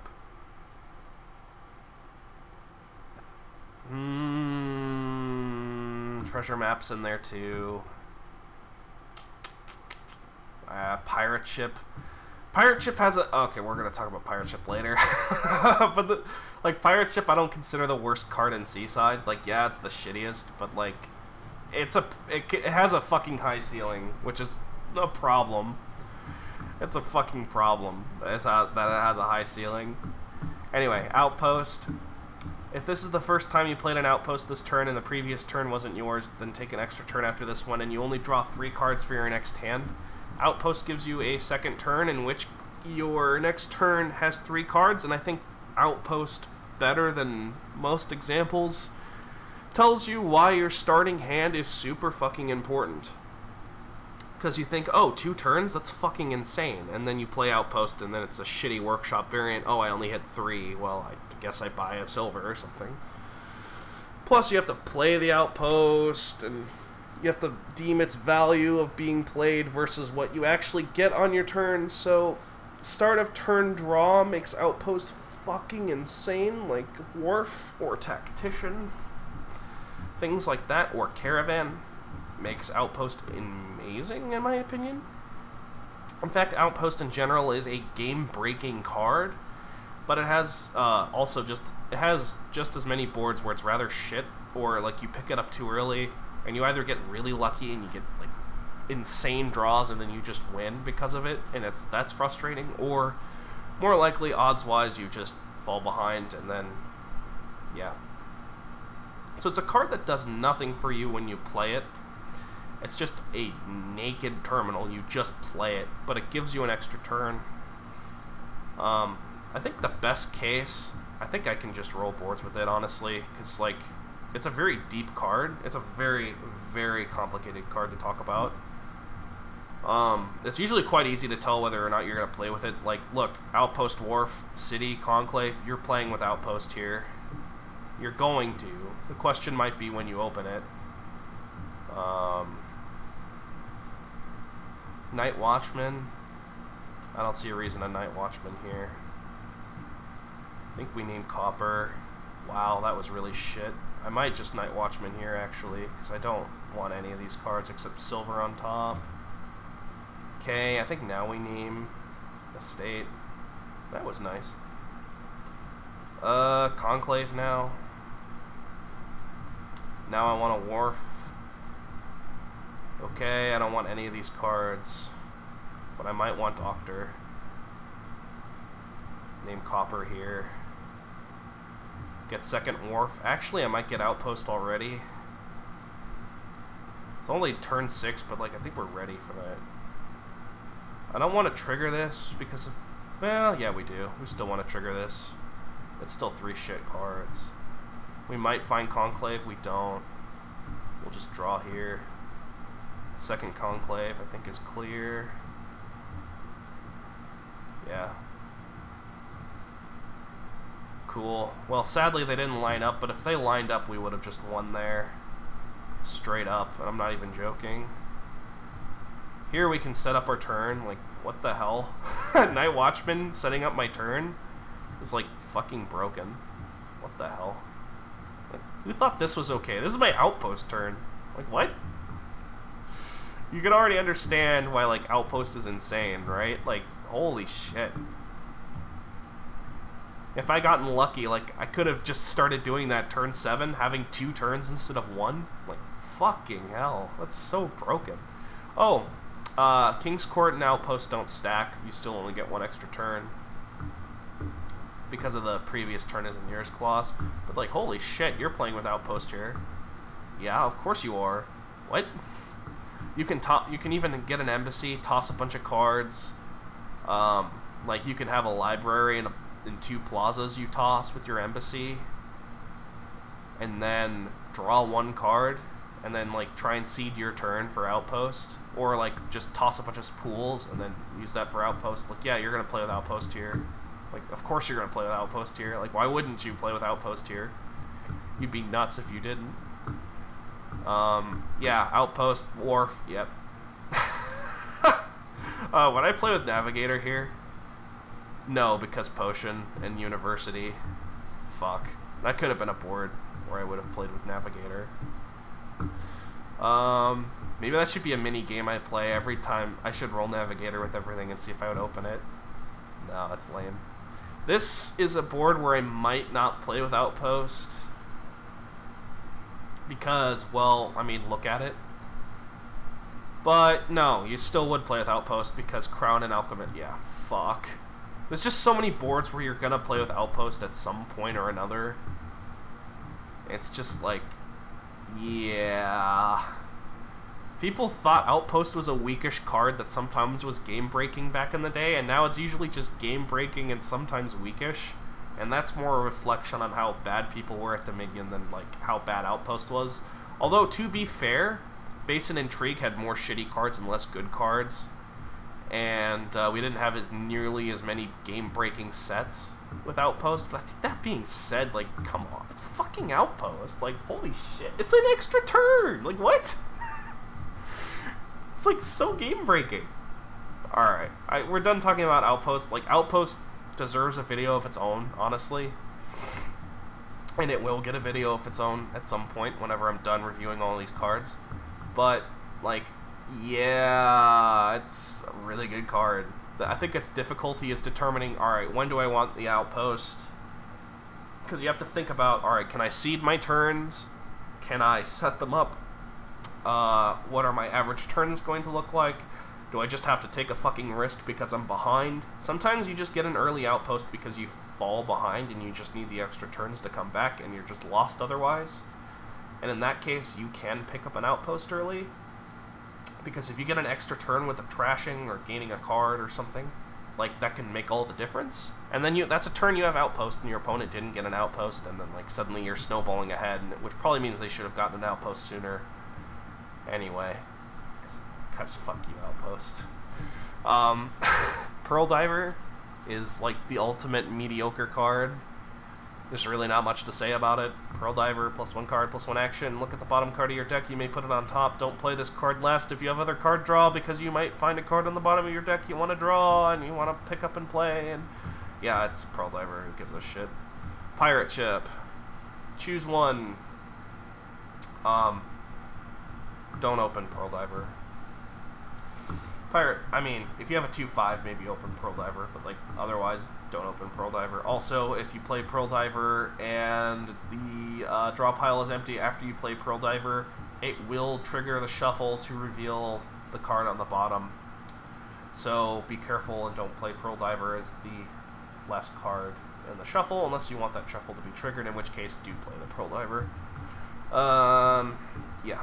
It can trigger shuffles as the next to last card, so that's it, really. It's fucking Pearl Diver. Like, who gives a shit? Pirate Ship is fucking a terrible card. Gives you 4 coins. I mean, it costs 4 coins. Choose one. +1 coin per coin token on your pirate mat. Or each other player reveals the top 2 cards of their deck, trashes one of those treasures that you choose, and discards the rest. And then if anyone has trashed a treasure, you add a coin token to the pirate ship mat. So, Pirate Ship is really bad. It's one of the worst cards in Dominion. And yet, because of this fucking little coin here, just because of this little coin, which is +1 coin per coin token on your pirate ship mat, as one of the most degenerate fucking combos in the game. It's fine capitalism. During your turns, actions with +coin amounts in their text are also treasures. So what ends up happening with this fucking card is you get to spam pirate ship destroy your opponent's deck because you get to hit action cards that are also treasures during your turn, but not your opponent's turn, unless they also bought capitalism. So, quite often in capitalism pirate chip games, the correct play is just to spam fucking pirate chips. Get a bunch of pirate chips and get the coins up really quick because you can play them non-terminally, and then you just hit 8 and then you start provincing. Like, let me show you how fucking stupid this is. It's so fucking broken. Because this is gonna be the most, like, game-breaking thing involving pirate ship. So we gotta talk about it. And of course, when we get to Accounting House and all those other combos, we're gonna try and talk about those as well. I'm gonna try and cover the relevant shit. Like here... Yeah, there's like nothing to do on the board. Look, it's single province. Like I just opened pirate shit. Maybe chapel. Because I want to trash all my cards. Attack. Alright, so maybe, like, alright. There is Lighthouse on the board, actually, so... Maybe you, as long as you can play a Lighthouse every turn soon enough, you can avoid the attack. That seems rather hard. Like, look how, I mean, it's actually not hard at all. It's actually super easy. I mean, we'll just keep playing this through because I want to demonstrate how, like, bullshit this is. Just trash. Actually, we trash no cards because we want capitalism right now. Attack. I want pirate ship. Just trash everything. Because I just want to play attacks. Look at that. I get to choose what to kill. Let's kill his Bazaar over gold. Look at that. And he doesn't get the capitalism bonus on his turn because he didn't buy capitalism, but because it was procced during my turn, I get to do it. Like, fucking hell. I think we just want to profit and buy another pirate ship. Look, it's turn 11. Attack. Sure. Attack. Sure. Profit. Province. We'll play one Lighthouse. Over 2. Attack. Okay. Boo. I mean, he's still smoking me, though. I think I played this wrong. Also, tax slowed me down. But, like, I think Chapel actually made that not viable to do. But, like, that's so fucking oppressive. Usually. We'll roll it again. We'll play for real. We want to hit 5 and then get pirate ship. Here, there's just too many actions here with plus coin on them. Another thing that's really degenerate about this is that, like, normally, when you play against this shit, like, oh, thief, oh, noble brigand, oh, bandit, I usually have options where I can just play with action cards that generate virtual treasure that I don't have to worry about. Now, mind you, this does go away with capitalism and thief on the board, for example, but pirate ship stacks up, right? Like, as you attack, you get value, whereas, like, that's very important to just start slamming provinces with. And plus, pirate ship can also just hit fucking magic lamp here, and then that's game over. Like, fuck. You have to open pirate ship here. God damn it. Secret Cave also potentially spikes capitalism, and for that reason, we have picked it up. Yeah, like, we just spiked capitalism here. Okay, we just hit a silver. I want capitalism now. Okay. I just want more pirate ships. I kind of also just want draw in general. I think we do this. I think we attack again. Yeah, we just hit his magic lamp. Like, that's game. I mean, I guess he could hit my magic lamp too, but, like, I don't know. Like, the way I played that wasn't too great. It was rather ugly. and I'm still thinning cards for him. I think he had some, like, counterplay around that, but, like, it's still obnoxious as hell to deal with. It's not always correct to go for, but, like, it can kill you. Oh. We get to look at pirate ship as an action treasure attack now. That's a glitch. That's funny. That's really funny. Other boards where pirate ship shines are kingdoms where, other than pirate ship, your only way of generating money is treasures. So if we, again, created a table here, pirate ship. Now, I want to say, pirate ship is terrible. It's not a good card. It's a really bad card. It's usually awful. Like, here, it's awful. You have bandit camp. You're going to spend your spoils on the same turn. It's not very good here. Most boards you roll with pirate ship are just going to be shit. Like here.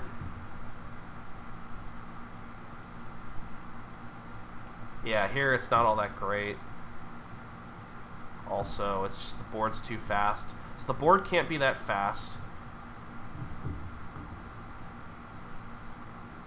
Yeah, here you can just sculptor more silvers. Who gives a shit?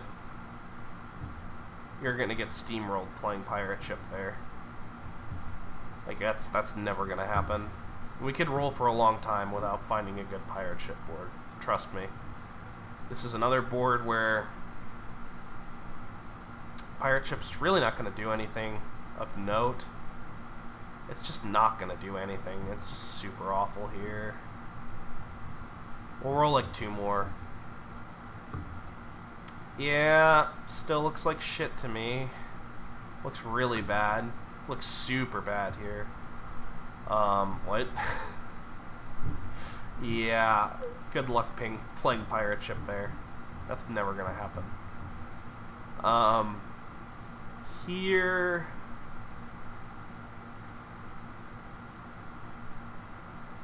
Yeah, Sacred Grove, not gonna happen. Although, nope, it's not gonna happen. You're gonna get smoked there if you ignore it. If you open pirate ship over Magpie, you're just, like, your shot at winning just went to, like, 5%.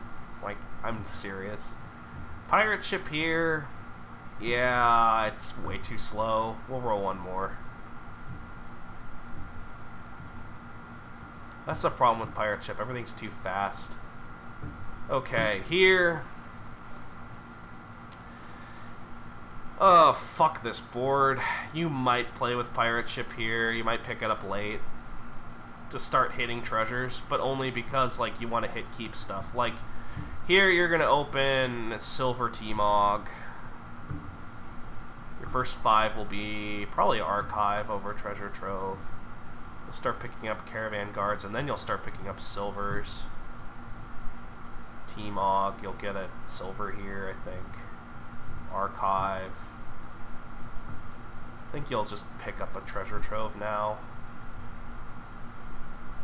You're not, it's not like we're gonna, I mean, I guess I could have taken a silver and just province there already. That was probably correct.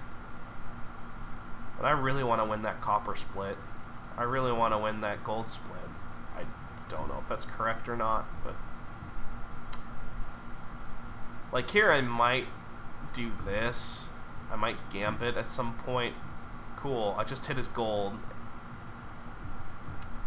But, like, by doing that, I just not hit province. So, like, even that play is dubious. It might be a late game play you do.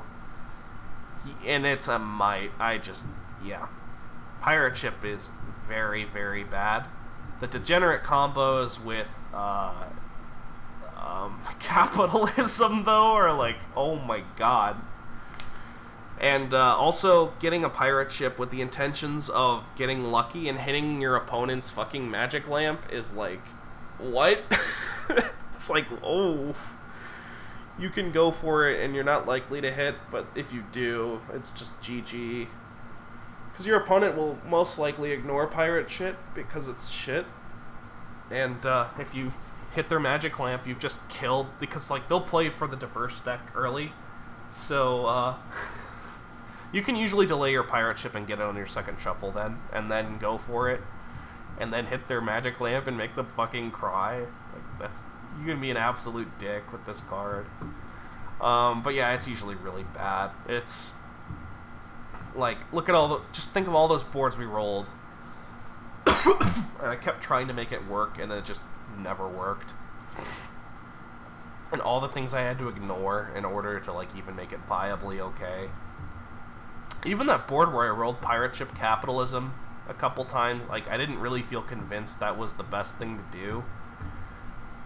I think that's the scariest thing about it, is, like, even with that freaking busted ass, like, combo, I just, if the board is strong enough, you can probably ignore it, although, like, not always. Like, so, you usually need a condom to ignore it, so... yeah, so Pirate Ship, when it shines best, are obviously with Capitalism, and then also anytime the board is rather slow, there's no way to generate economy except by Pirate Ship, and money, and you can use Pirate Ship to kill said money. There is a trap board that someone used to play all the time. I forgot their name. But they had, like, King's Court, Chapel, all these great cards. And the strategy was to bunker down early, get pirate ships, play multiple pirate ships a turn, attack your opponent, get a bunch of economy, get your pirate ships up to, like, 3 coins or whatever, and then just win that way, and then lock your opponent out forever. Like... someone would play trap boards and everyone would be like, oh, King's Court, oh, Wharf, all these great cards, and they would, like, buy them all. But there's just no economy scaling except for, like, Pirate Ship, so, like, yeah. So all you had to do was just hit their economy and then, like, get rich off of them. Like, that was, like, the prime board where Pirate Ship is, like, dominant. And those boards exist. It's just pretty rare. Also, the board has to be rather fucking slow. Salvager, +1 buy, trash a card from your hand, +1 coin per one it costs. So take the cost of the card that you trashed, and that's how much money you get. Salvager is a very good open. Usually, I open it. I usually open it. It's also nice for milling provinces. It's not a particularly super strong card, but it's usually quite pivotal, and ignoring it usually means a loss. So I guess you could argue it's quite strong. We'll roll a couple boards with it, because I don't think there's... because I think rolling a couple boards would be more instructive than not doing so. Like here, I want a Salvager. I usually just open Salvager. Settlers, I want. Nice Settlers. Drawing at turn 3. I think I'll take a silver. This is really bad. This is worst case Salvager, is where you don't get to kill an estate. Let's draw all the Settlers. Nice. Never lucky. Highway Salvagers, but you do here. Tactician, maybe. I think you could play with a Tactician here. You might pile the Settlers and then go into the bustling villages. But usually with that, you want to let your opponent kind of grab all these shitty Settlers. So maybe you grab just like 2 Settlers and then you let your opponent grab the rest. I want a Highway. Also, Highway kind of doesn't work with Salvager. The more Highways you play, the less Salvager does. But at a certain point, that doesn't matter because you just want the... I wonder if you could play with an Apothecary here.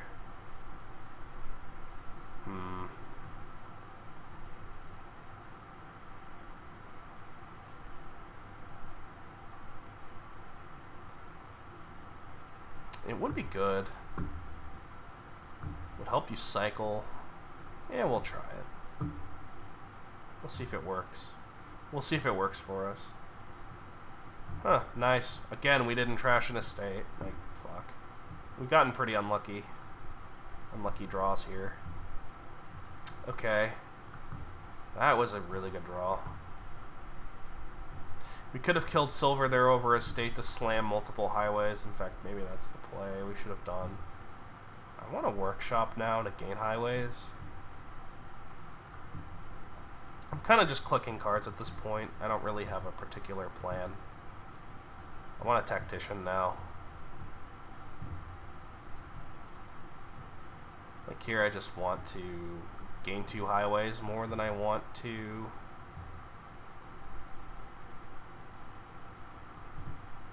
I want to gain 2 highways more than I want to than a card, definitely. Here we just play tack. Here we can probably gain and play tack. Yes, definitely we can.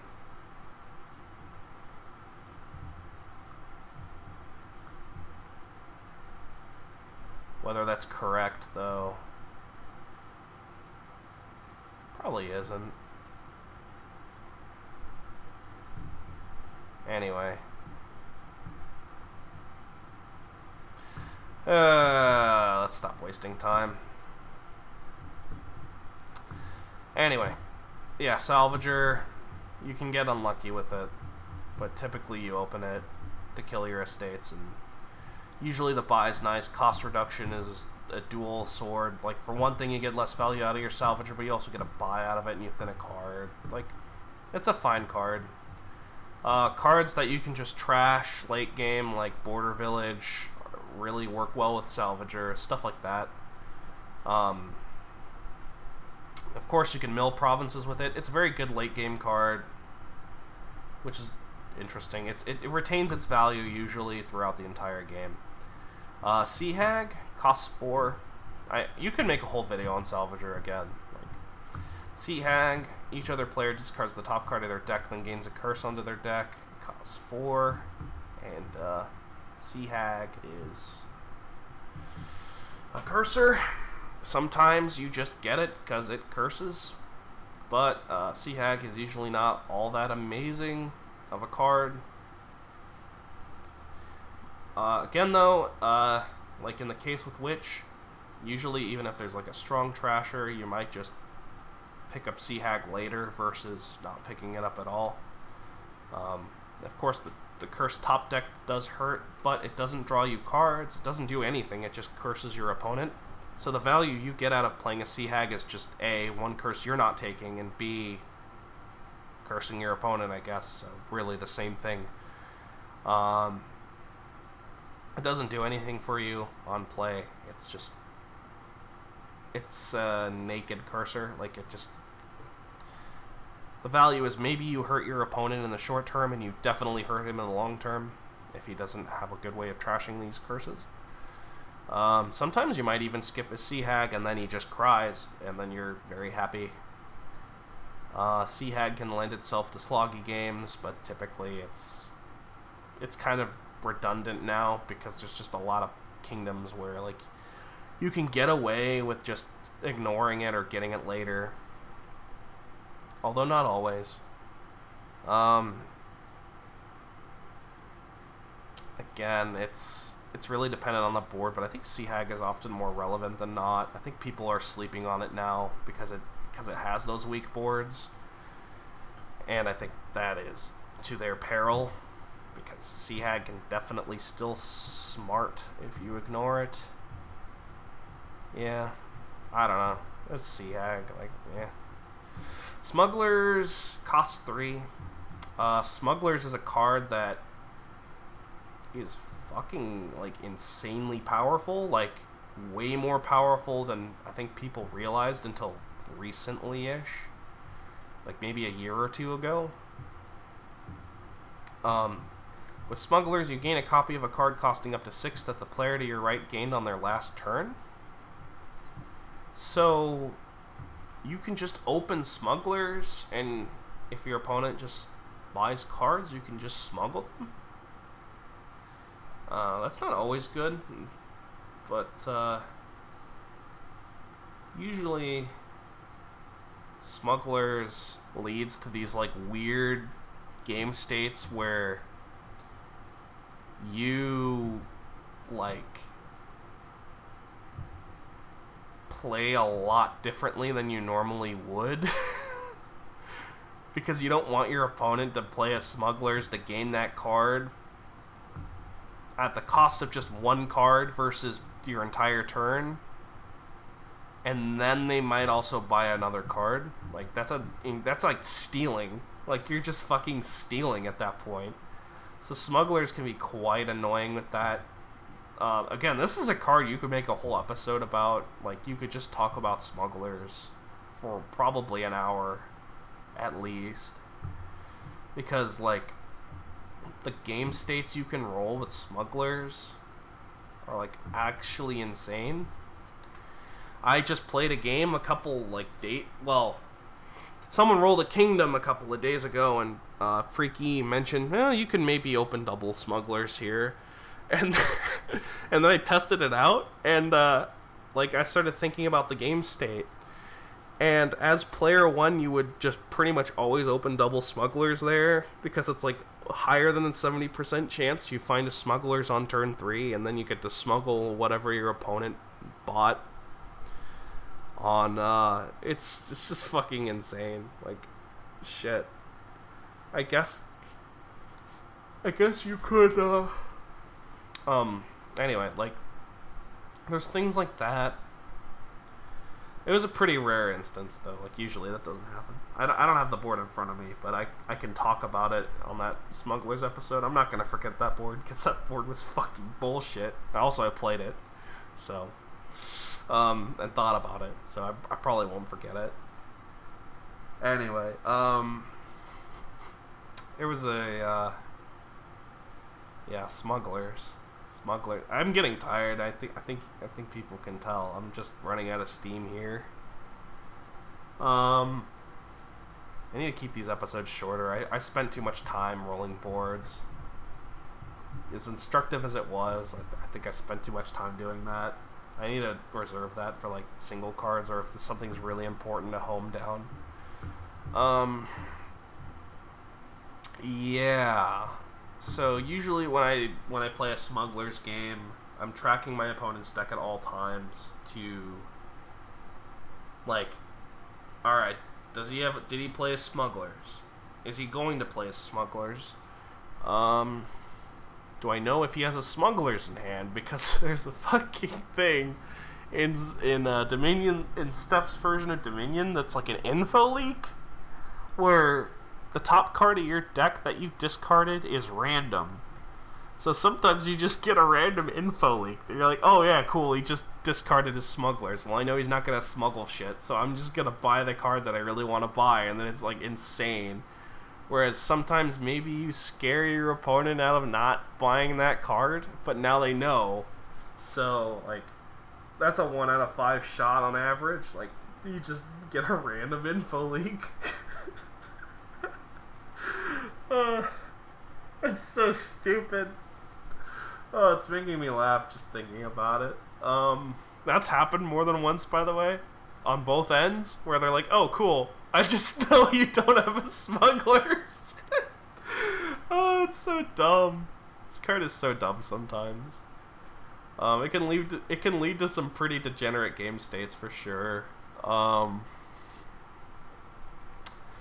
trying to talk about this card without rolling boards, but like, this is a card where I would roll boards on, definitely. I just don't want to, because I don't want to think about Smugglers. But suffice to say, it's a pretty good card. You can run into some really interesting game decisions with it. And it's by no means like a top-tier Dominion card.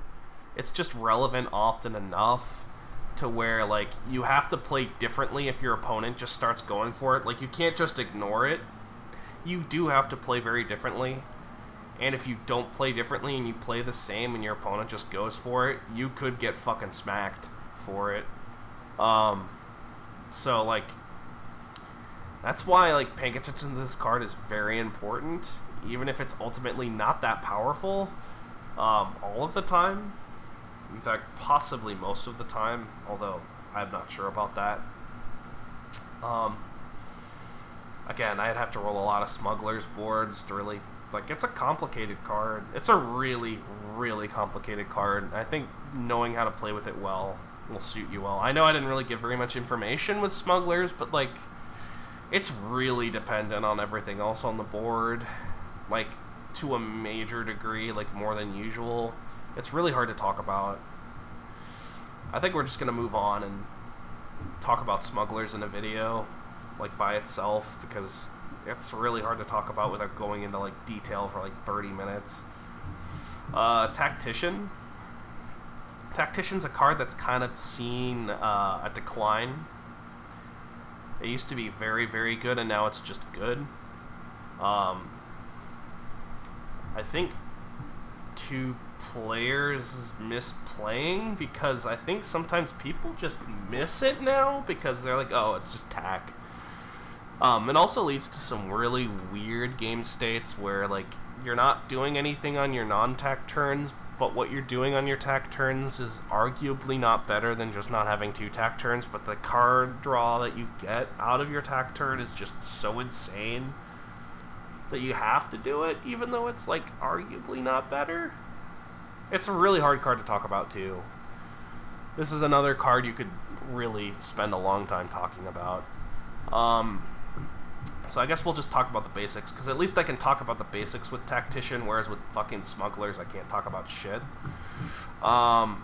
So Tactician costs 5. If you have at least 1 card in hand, discard your hand, and at the start of your next turn, plus 5 cards, plus 1 action, and plus 1 buy. So you basically pass your turn to have a super turn. And if you've ever played games with Madman or Tactician or really anything, giving up having 2 mediocre turns is usually a lot worse than having 1 fucking amazing turn and 1 not so amazing turn. In fact, 1 terrible skip turn and then 1 amazing turn is usually just way better than 2 mediocre turns. In fact, a lot of games are just decided because, oh, I found my Tactician at the start of my shuffle, fuck you. And the other guy didn't, and then you just lose. Fuck you. Fuck you, Dominion. Fuck you. Anyway. Anyway. So, yeah. That's the concept behind Tactician. The problem with Tactician arises when your 2 mediocre turns end up being 2 really good turns, and Tactician just makes your really good turn a slightly really good turn, a slightly better really good turn, and you just skipped a completely fine turn for it. And that's when Tactician's kind of shit. Is when that happens. Like, it happens most often with boards with money as your only economy, good trashing, or decent enough trashing, and like things to do where you're not just playing money, you're playing an engine and shit, but like you can't play double Tactician, you can't do really a lot of things, and I guess that's just boards in general where you can't do a lot of things, but like doing those things is still way better and just fucking kills things that doesn't do that. Like, for example, maybe there's a tax on the board, like Ghost Ship. Maybe Ghost Ship makes it like so you have to play Tactician because Ghost Ship is that fucking destructive to money, or like Haunted Woods or things like that. Like, if there's like a destructive attack on the board, usually you just have to go for Tactician because otherwise you're just fucked. Yeah, that's about the extent of Tactician that I can talk about without rolling a bunch of boards. But Tactician is definitely a card that's like, especially double Tactician. Like, let's talk about Tactician with cards like Black Market. Black Market, you play it, and then you play all your treasures, and then you play your Tactician. You toss like 1 estate or something, or maybe 1 copper that you don't play, and then you just get to buy a card normally. What? So you can play double Tactician with fucking with Black Market. It's so stupid. It's so fucking stupid. So like, not only is Black Market this fucking insane card, you just play Tactician. Okay, cool. You just casually draw 10 cards. All right, cool. You have your action. You play your Black Market. You fish whatever out of your Black Market. Then you play your Tactician. Toss 1 card, and you're just getting amazing turn after amazing turn. You're barely feeling the effects of the Tactician turn skip, and you're getting fucking plus 5 cards at the start of each of your hand with 1 buy and 1 action. Like, that's insane. So if you can ever abuse fucking shit with Tactician like that, you always want to go for that typically. Like, let's talk Intrigue. Conspirator is a great card. with fucking Tactician because you can play a billion conspirators. Peddlers are great with Tacticians because you can just play a bunch of peddlers. Basically anything that allows you to play virtual money non-terminally so you can toss and then still have a decent turn and then you're amazing. Like, that goes so far. Let's talk adventures. Storyteller allows you to play treasures. Usually not too relevant, but sometimes you can play treasures like Cornucopia. Horn of Plenty, hey, you get to gain cards. Like, fuck. Horn of Plenty, Storyteller is already a combo, and then, like, combine that as a workaround to Tactician, and you're just like, what? Are you kidding me? So, like, yeah, can we talk about how stupid Tactician can fucking get? Like, it can be real, the ceiling on Tactician's really high, but the floor can be quite low as well. So, yeah. It's a hard card to talk about. I think it's a very hard card to talk about. But I'm not rolling any more boards. I don't have to roll any boards for these. So, treasure map. Plus 4 coins. Trash this in a treasure map from your hand. If you trash 2 treasure maps, gain 4 golds onto your deck.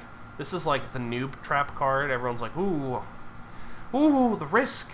The risk. If I get 2 treasure maps in hand, woo, it's 4 golds. like the allure is like amazing. Like, even for like experienced players, sometimes you see them memeily go for a treasure map because it's funny. Quite often though, treasure map is an absolute shit card. You only need 2 of them though. So if say there's like Chapel and Alms, you can open Chapel, probably double Chapel in that case, really. Trash down, Alms gain treasure map twice, and then just trash. And then, hey, you've got your 2 treasure maps, you've collided them, because you've trashed your deck down to, like, nothing, and then on, like, turn fucking 7, you have, like, a billion golds or something. That seems really good. Probably because it is. And then 4 golds, you just buy Province multiple times until you can't. I don't know if that's good. There's probably something better on the board, but, you know, there's a hypothetical. I'm not rolling fucking boards. Fuck you. So, you can tell I'm getting really sick of this. So treasure map, you have to play it terminally and reveal another treasure map. So you have to have 2 specific cards in hand, of which, if you only have 1, it's completely fucking useless. And if you have 2, you have to find the 2. And then if you play it, and you trash both of them, because you do, that when you play one, you trash the other, you put 4 golds on your deck. You don't get them in your discard, you get them on top of your deck. So usually your next turn is also going to be shit. Especially if you can't draw those golds immediately, because your next turn is, okay, I hit 12. Well, I guess I'll buy a province? That's usually incorrect, by the way. But that's like, okay, you just hit 12 gold, you didn't find any buy cards, your 1 card you found was like a copper, let's say. Okay, well, he hit 13. Like, okay, that's not useful. That's actually actively horrible. So your next turn is usually a dud, because you have 1 card search space to find anything good. So this card really slows you down first in making you connect them. You have to get lucky to connect them. And sometimes you do get lucky and the opponent goes for it and he just fucking gets it turn 7 and then he just wins. And then sometimes you don't get lucky and then you just lose. So it's a very swingy card, but it's definitely not a very good card on average. You know, and plus there's like, okay, I can always play Bandit, gain a bunch of golds that way. I don't really need, and I can do it slowly, and I can incrementally earn value versus going for treasure maps. And then of course Bandit can trash the opponent's golds too, so like there's that too, but ignoring that, Bandit is a much better value card than treasure map. Treasure map is really weak. It's a very fucking weak card. But sometimes you just gotta go for treasure maps. Sometimes you just gotta do it. That's pretty rare. if there's really good trashing, and then there's a good way to hit 4, like alms or something, treasure map's usually your way to go. You're never opening treasure map, by the way. So, like, don't even think about it. Don't even fucking think about opening treasure map. Like, just don't do it. Like, come on. Yeah, you can open treasure map alms for the treasure map and then land it turn 3 and then fuck you. But, like, still, like, that's never gonna happen. Treasury. +1 card, +1 action, +1 coin. When you discard this from play, if you didn't buy a victory card this turn, you may put this into your deck. Costs 5. I think this card is massively slept on. I think people just don't consider it ever. But having +1 coin a turn, until you buy a victory card, of course, but like having +1 coin a turn is like fucking key. It's like key, right? Let's scroll over to Treasurer. Choose one, trash a treasure from your hand or gain a treasure from the trash to your hand, or take the key. Taking the key is some event thing that allows you to get +1 coin at the start of each of your turns. And when you buy Treasury, you get to top deck this every single turn. That's pretty good, actually. That's actually very good. Is it a bit expensive? Yes. Is there usually something better to do with your first 5? Yes, but not always. Not always. Sometimes you're playing moneyish strategies and you'll buy a treasury or 2, and it's just much better to do that than not do that. I guess we could roll boards again, but like I don't want to. I'm just talking abstract. Those are your best case treasuries, treasury plays. Of course, Treasury top deck is also really nice if you have Throne Room or King's Court, things like that, that you can use to A, get more coins and also draw more cards and get a village, which is really nice. That cannot be understated how nice that is. And of course, Treasury just doesn't hurt your deck at all, having it in your deck. It is a weaker card, but I think it's not as weak as people think it is, and I think people sleep on it because of that. Another thing to point out with Treasury, if we go to Empires here, Dominate. 14 coins, gain a province if you do, +9 victory points. Seaside. If you didn't buy a victory card, when you're buying Dominate, you're not buying a victory card, so actually you can do this, where you can buy 10 treasuries or so and so, top deck them all, play them all, buy Dominate every single turn, and then you just win because you can buy Dominate every single turn. That's a real thing you can do. It's a real strategy. That's a real thing you can do. It's quite good, actually. Maybe not the most powerful thing you can do, but it's pretty good. Next is Warehouse, one of the premier Dominion cards for a while. It's kind of fallen out of favor, especially with the advent of Adventures. Now you have Dungeon. Dungeon is just a much, much better Warehouse, but Warehouse is still quite good. So Warehouse gives you +3 cards, +1 action, discard 3 cards, it costs 3. Usually you'll pair it with the silver. Helps you cycle, especially if you draw at turn 3. You can play your Warehouse, draw your 3 cards, and then you discard 3 cards. So it's a -1 card net, but you're getting the best selection of 4 cards versus just 5 cards. So the value is there. And you can use it to cycle. So let's say you hit 12. You have 12 cards because you open Warehouse Silver. Turn 3, you draw Warehouse, 3 estates, silver. Play your Warehouse, draw 3 copper, discard 3 estates. So you went from 7, 6, 5, 4. 4 cards. You're going to get your shuffle triggered next turn. And you're pretty guaranteed to hit 5, right? You're actually guaranteed to hit 5 if you find Warehouse and silver in the same hand, right? It's 4 cards, silver, triple estate. I'm sorry, triple copper. So that works. And there's no possible way for you to not hit 5 with Warehouse and silver in hand. Unless you play a second Warehouse, but like we're just talking 1 Warehouse. I guess also, this is turn 3 though. Like turn 4 still doesn't matter. Okay. So, yes. but your 5 cost will miss the shuffle if you do that. So you'll be a little sad about that, actually. So you might buy a second warehouse on your 3rd turn, just so you know, because you know in your 4th turn you'll probably draw your warehouse and you might trigger a bad shuffle. So you might do that, and then you might miss 5. I'm not sure on the math on that, but it's very, very unlikely.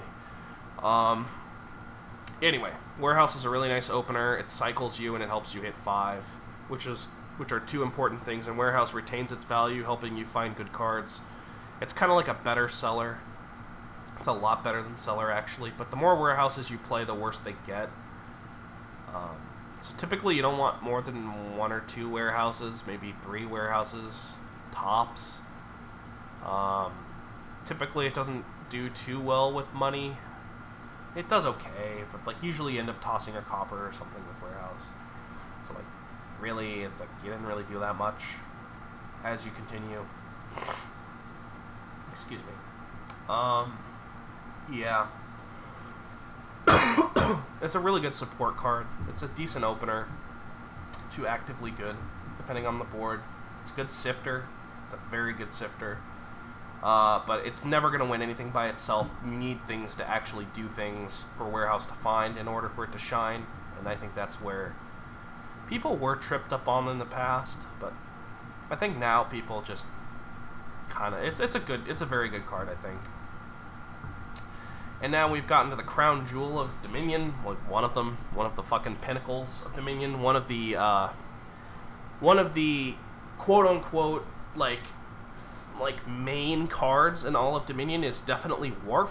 Wharf is a card that nobody will forget because it's fucking busted as shit and it's been around for a long time. It's a lot of people's favorite card. It's very, very, very, very fucking strong. I cannot... Like, this deserves a fucking board roll because I cannot overstate how fucking good Wharf is. Yeah, I guess this is just gonna roll on until fucking 3 hours. Well, cool. So, okay, Gear's also really good, but I still want Wharf. Okay, so... Seer Patron is insane because you get the coffers and then you also draw them. There's also Crossroads. I want Gear Silver. Okay. You just hit Wharf. I want a Patron now. I want a second Wharf. Okay, I could get a Seer. I could get Patron Crossroads. I think I just want a Seer now.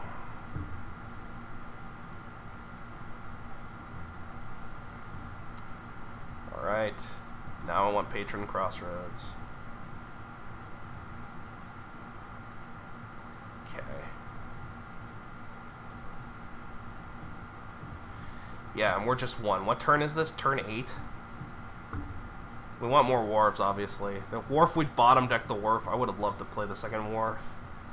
So we want another Wharf. What else do we want? Seer Patron? Maybe someone in the crowd was thinking like, oh, I want Alchemists. I want the Alchemist stack. And normally I'd agree, but like buying Alchemists is fucking slow. And I can just do the same thing with Seers and Patrons and all that. So like, what's the point? 5, 10, 11, 12, 13, 14. Oh, we can only buy 2 cards. Well, we better get a Wharf and Seer then.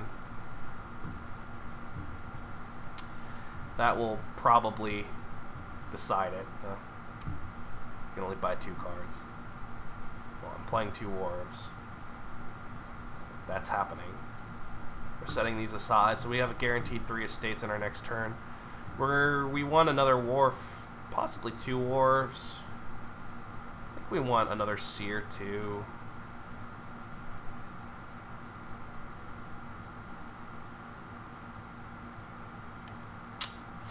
Yeah, that sucks.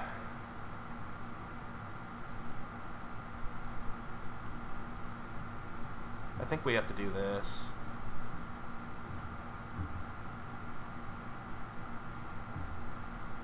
Okay.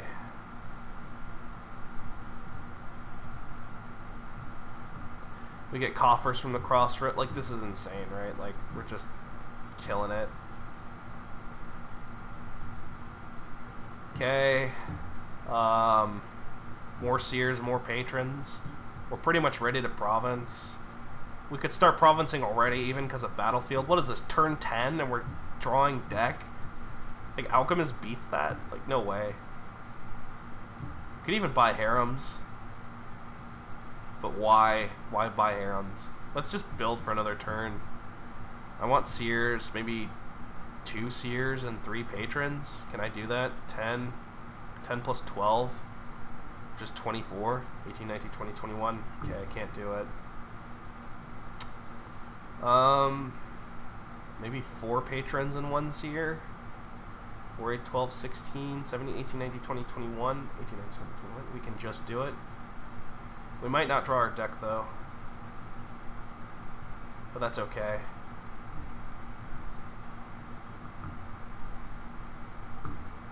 Okay, wow. That was really bad. And by really bad, we still hit, like, what, almost double province? I want more seers. I just want 3 more seers. Like, my main goal right now is to be as consistent as possible. Okay. We might want another crossroads too. Just for the well, we clearly need more wharves. But we also just need to province at some point.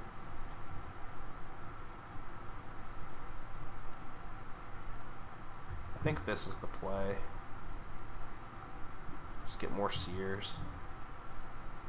Okay, it's turn 13.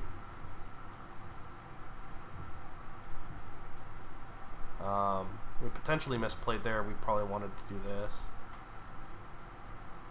Now we're forced to play the crossroads. Okay. Set aside 2 estates. Actually, no, that's strictly worse than 2 provinces, because the estates can be drawn by seer, but province can't.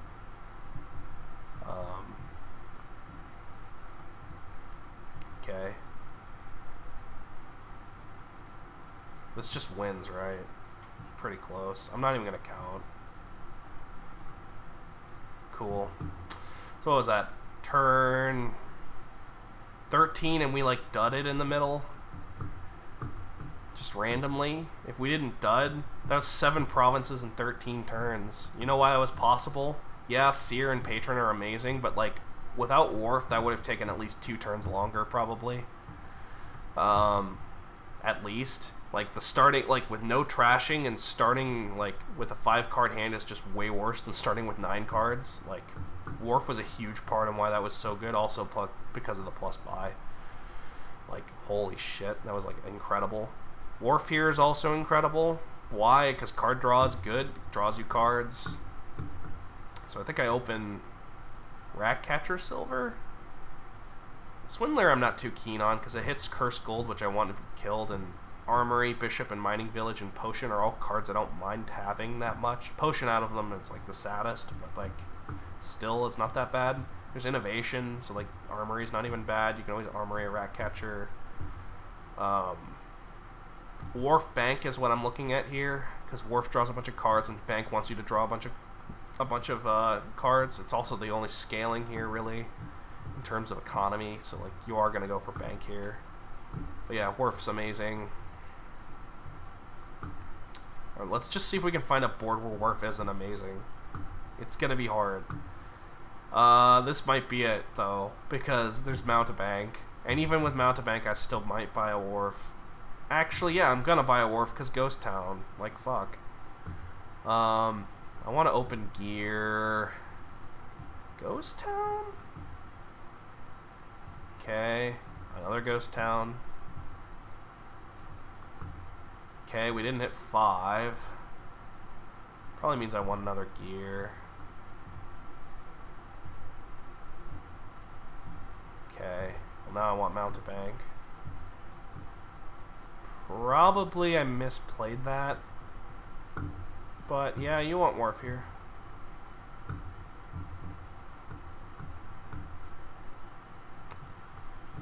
I might not want Wharf here.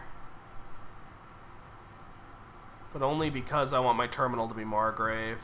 With Governor draw. I draw Governor a bunch of times and then I Margrave you. That's the only reason. The only reason Wharf isn't like...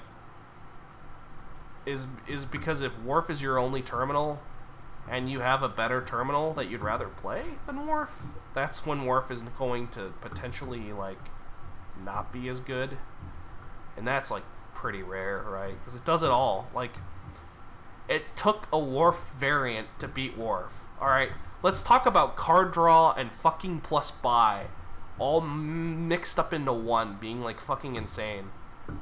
Let's look at Margrave. Why is Margrave so fucking insane? And we're going to talk about this when we get to Hinterlands, why it's like one of the strongest cards in the game in terms of value. Because it gives you +3 cards, +1 buy, and each other player discards down to 3 cards in hand. It just does way too much good stuff for one play for it to be anything other than like absolutely fucking broken. Like I already want a Margrave. I want a Caravan Guard. Alright, now I just want a Canal. Now I just want a Governor. Okay, now I just want a Governor and a Caravan Guard. Yeah, I mean, why play this out? Wharf's not really going to be too relevant here. You might play with Wharf. You might just skip Margrave entirely, but I don't think it's worth the incredible value that Governor's like non-terminal draw provides you. And then you just like banish someone to a 3-card hand, in which you might skip a lot of their Governors. Like, ugh, it's easy to get thin there. Yeah, that's Wharf. Wharf's really good, but like, yeah, I would skip Wharf for that. It took that though. There are exceptions. There are boards where you just don't get Wharf, but like, usually you do just get Wharf because it's Wharf. I hope that makes sense. If Wharf's on the board, what the hell? It costs 4 now. What else was on that board? Prosperity. Was Mountebank on that board? No, that costs 5. That's weird. That's a bug. That's an interesting bug. I'll have to talk to Steph about that. That's interesting. Anyway, yeah. Again, you can make a whole video on Wharf and why it's amazing. I basically sort of broke it down as to like, yeah, card draw is good, and drawing more cards. Like, take the explanation for Caravan. Apply it to Wharf. Remember that I said that, oh yeah, well, if you could just draw cards every turn with Wharf instead of just one turn, it's amazing. Well, you play Wharf, yeah, it's terminal, but you draw 2 cards. Next turn, you draw 2 cards again. How do you mitigate that? Oh, just buy another Wharf. Yeah, just buy another Wharf, and you'll just draw a bunch of fucking cards. You'll draw like 9 cards. You'll draw your 5 starting cards, your 2 cards, and then you'll play another Wharf to draw 9 cards total. Usually you can do good things when you draw 9 cards total, and with 3 buys, you get your normal buy plus the buy of the Wharf and then the other Wharf's buy. Like, that's also really good. Wharf gives you buy. Like, it really shouldn't give you buy, but it does. So, like, fuck. Overall, Seaside's full of a lot of bullshit. The cards that aren't bullshit, like that are insanely fucking strong, are like, you know what?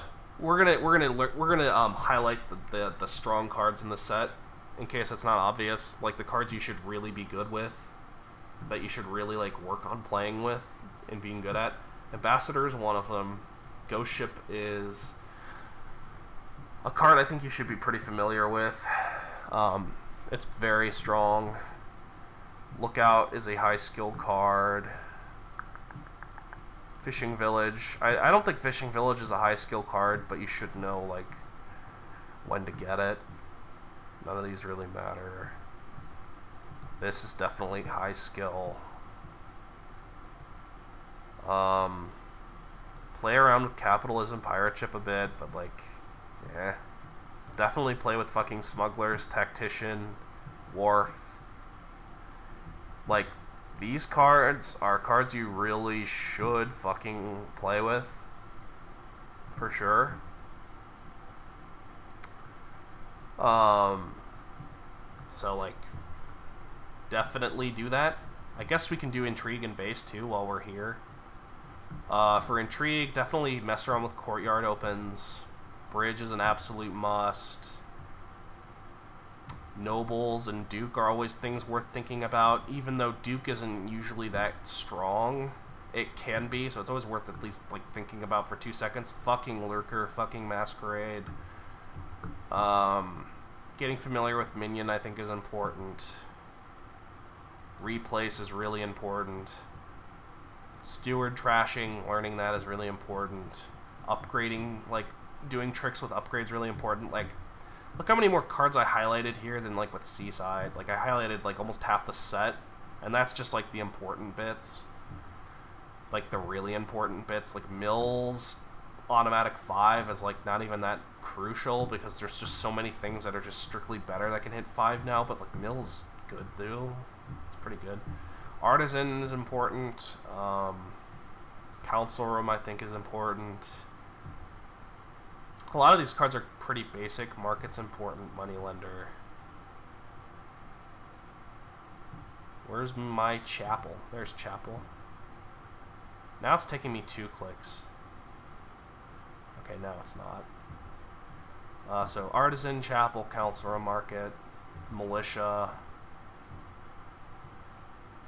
I could click Village just to be, like, cheeky about, like, oh, it's important to build an engine, but, like, you should know that by now, so, like, I'm not gonna click Village. Sentry is fucking insane. Witch is insane. Remodel is insane. Throne Room. I think all these cards are worth learning about. It's about the same highlighting as, like, Seaside, but, like, all these cards are on average, I think, stronger than Seaside. Although Seaside has some fucking bullshit in it. Has some insane bullshit in it. Anyway, I think we'll try and do that at the end of every episode. Just highlight the cards you should really, like, focus in on. I guess Salvager too, maybe. Anyway, thanks for watching. Thanks for putting up with how long this episode was. I'm gonna try and cut them down, but, like, I feel like as soon as we get into cards, like, stuff like Adventures, look at all these cards we have to talk about. And, like, all of them are, like, not trivial at all to talk about. Like, I might have to split this into 2 parts. Like, part 1, like, all of these, or maybe even half of these, and then, like, just go in detail. Like, these are still the fucking simple cards. And, like, look, we've just approached, like, 3 fucking hours. What? Just imagine, like, yeah, these cards are pretty complex, but, like, this still is, like, less than 3 hours. This is definitely less than 2 hours. This is probably less than 3 hours. This is fucking at least 3 hours. Oh my god. This is easy. This is probably going to be the hardest episode. It's just so much in the set. This is also really hard to talk about. That's also a 2-parter. This is also like 3 to 4 hours. Fuck. This is definitely a 2-parter. So there's a lot of 2-parters in here that we're gonna have to do. I think we just have to do it to, like, maintain sanity, because Dominion is fucking complex as shit. Anyway, thanks everyone for hanging out. Next time we're gonna do a shorter episode on alchemy. Thank you for watching, and see you next time.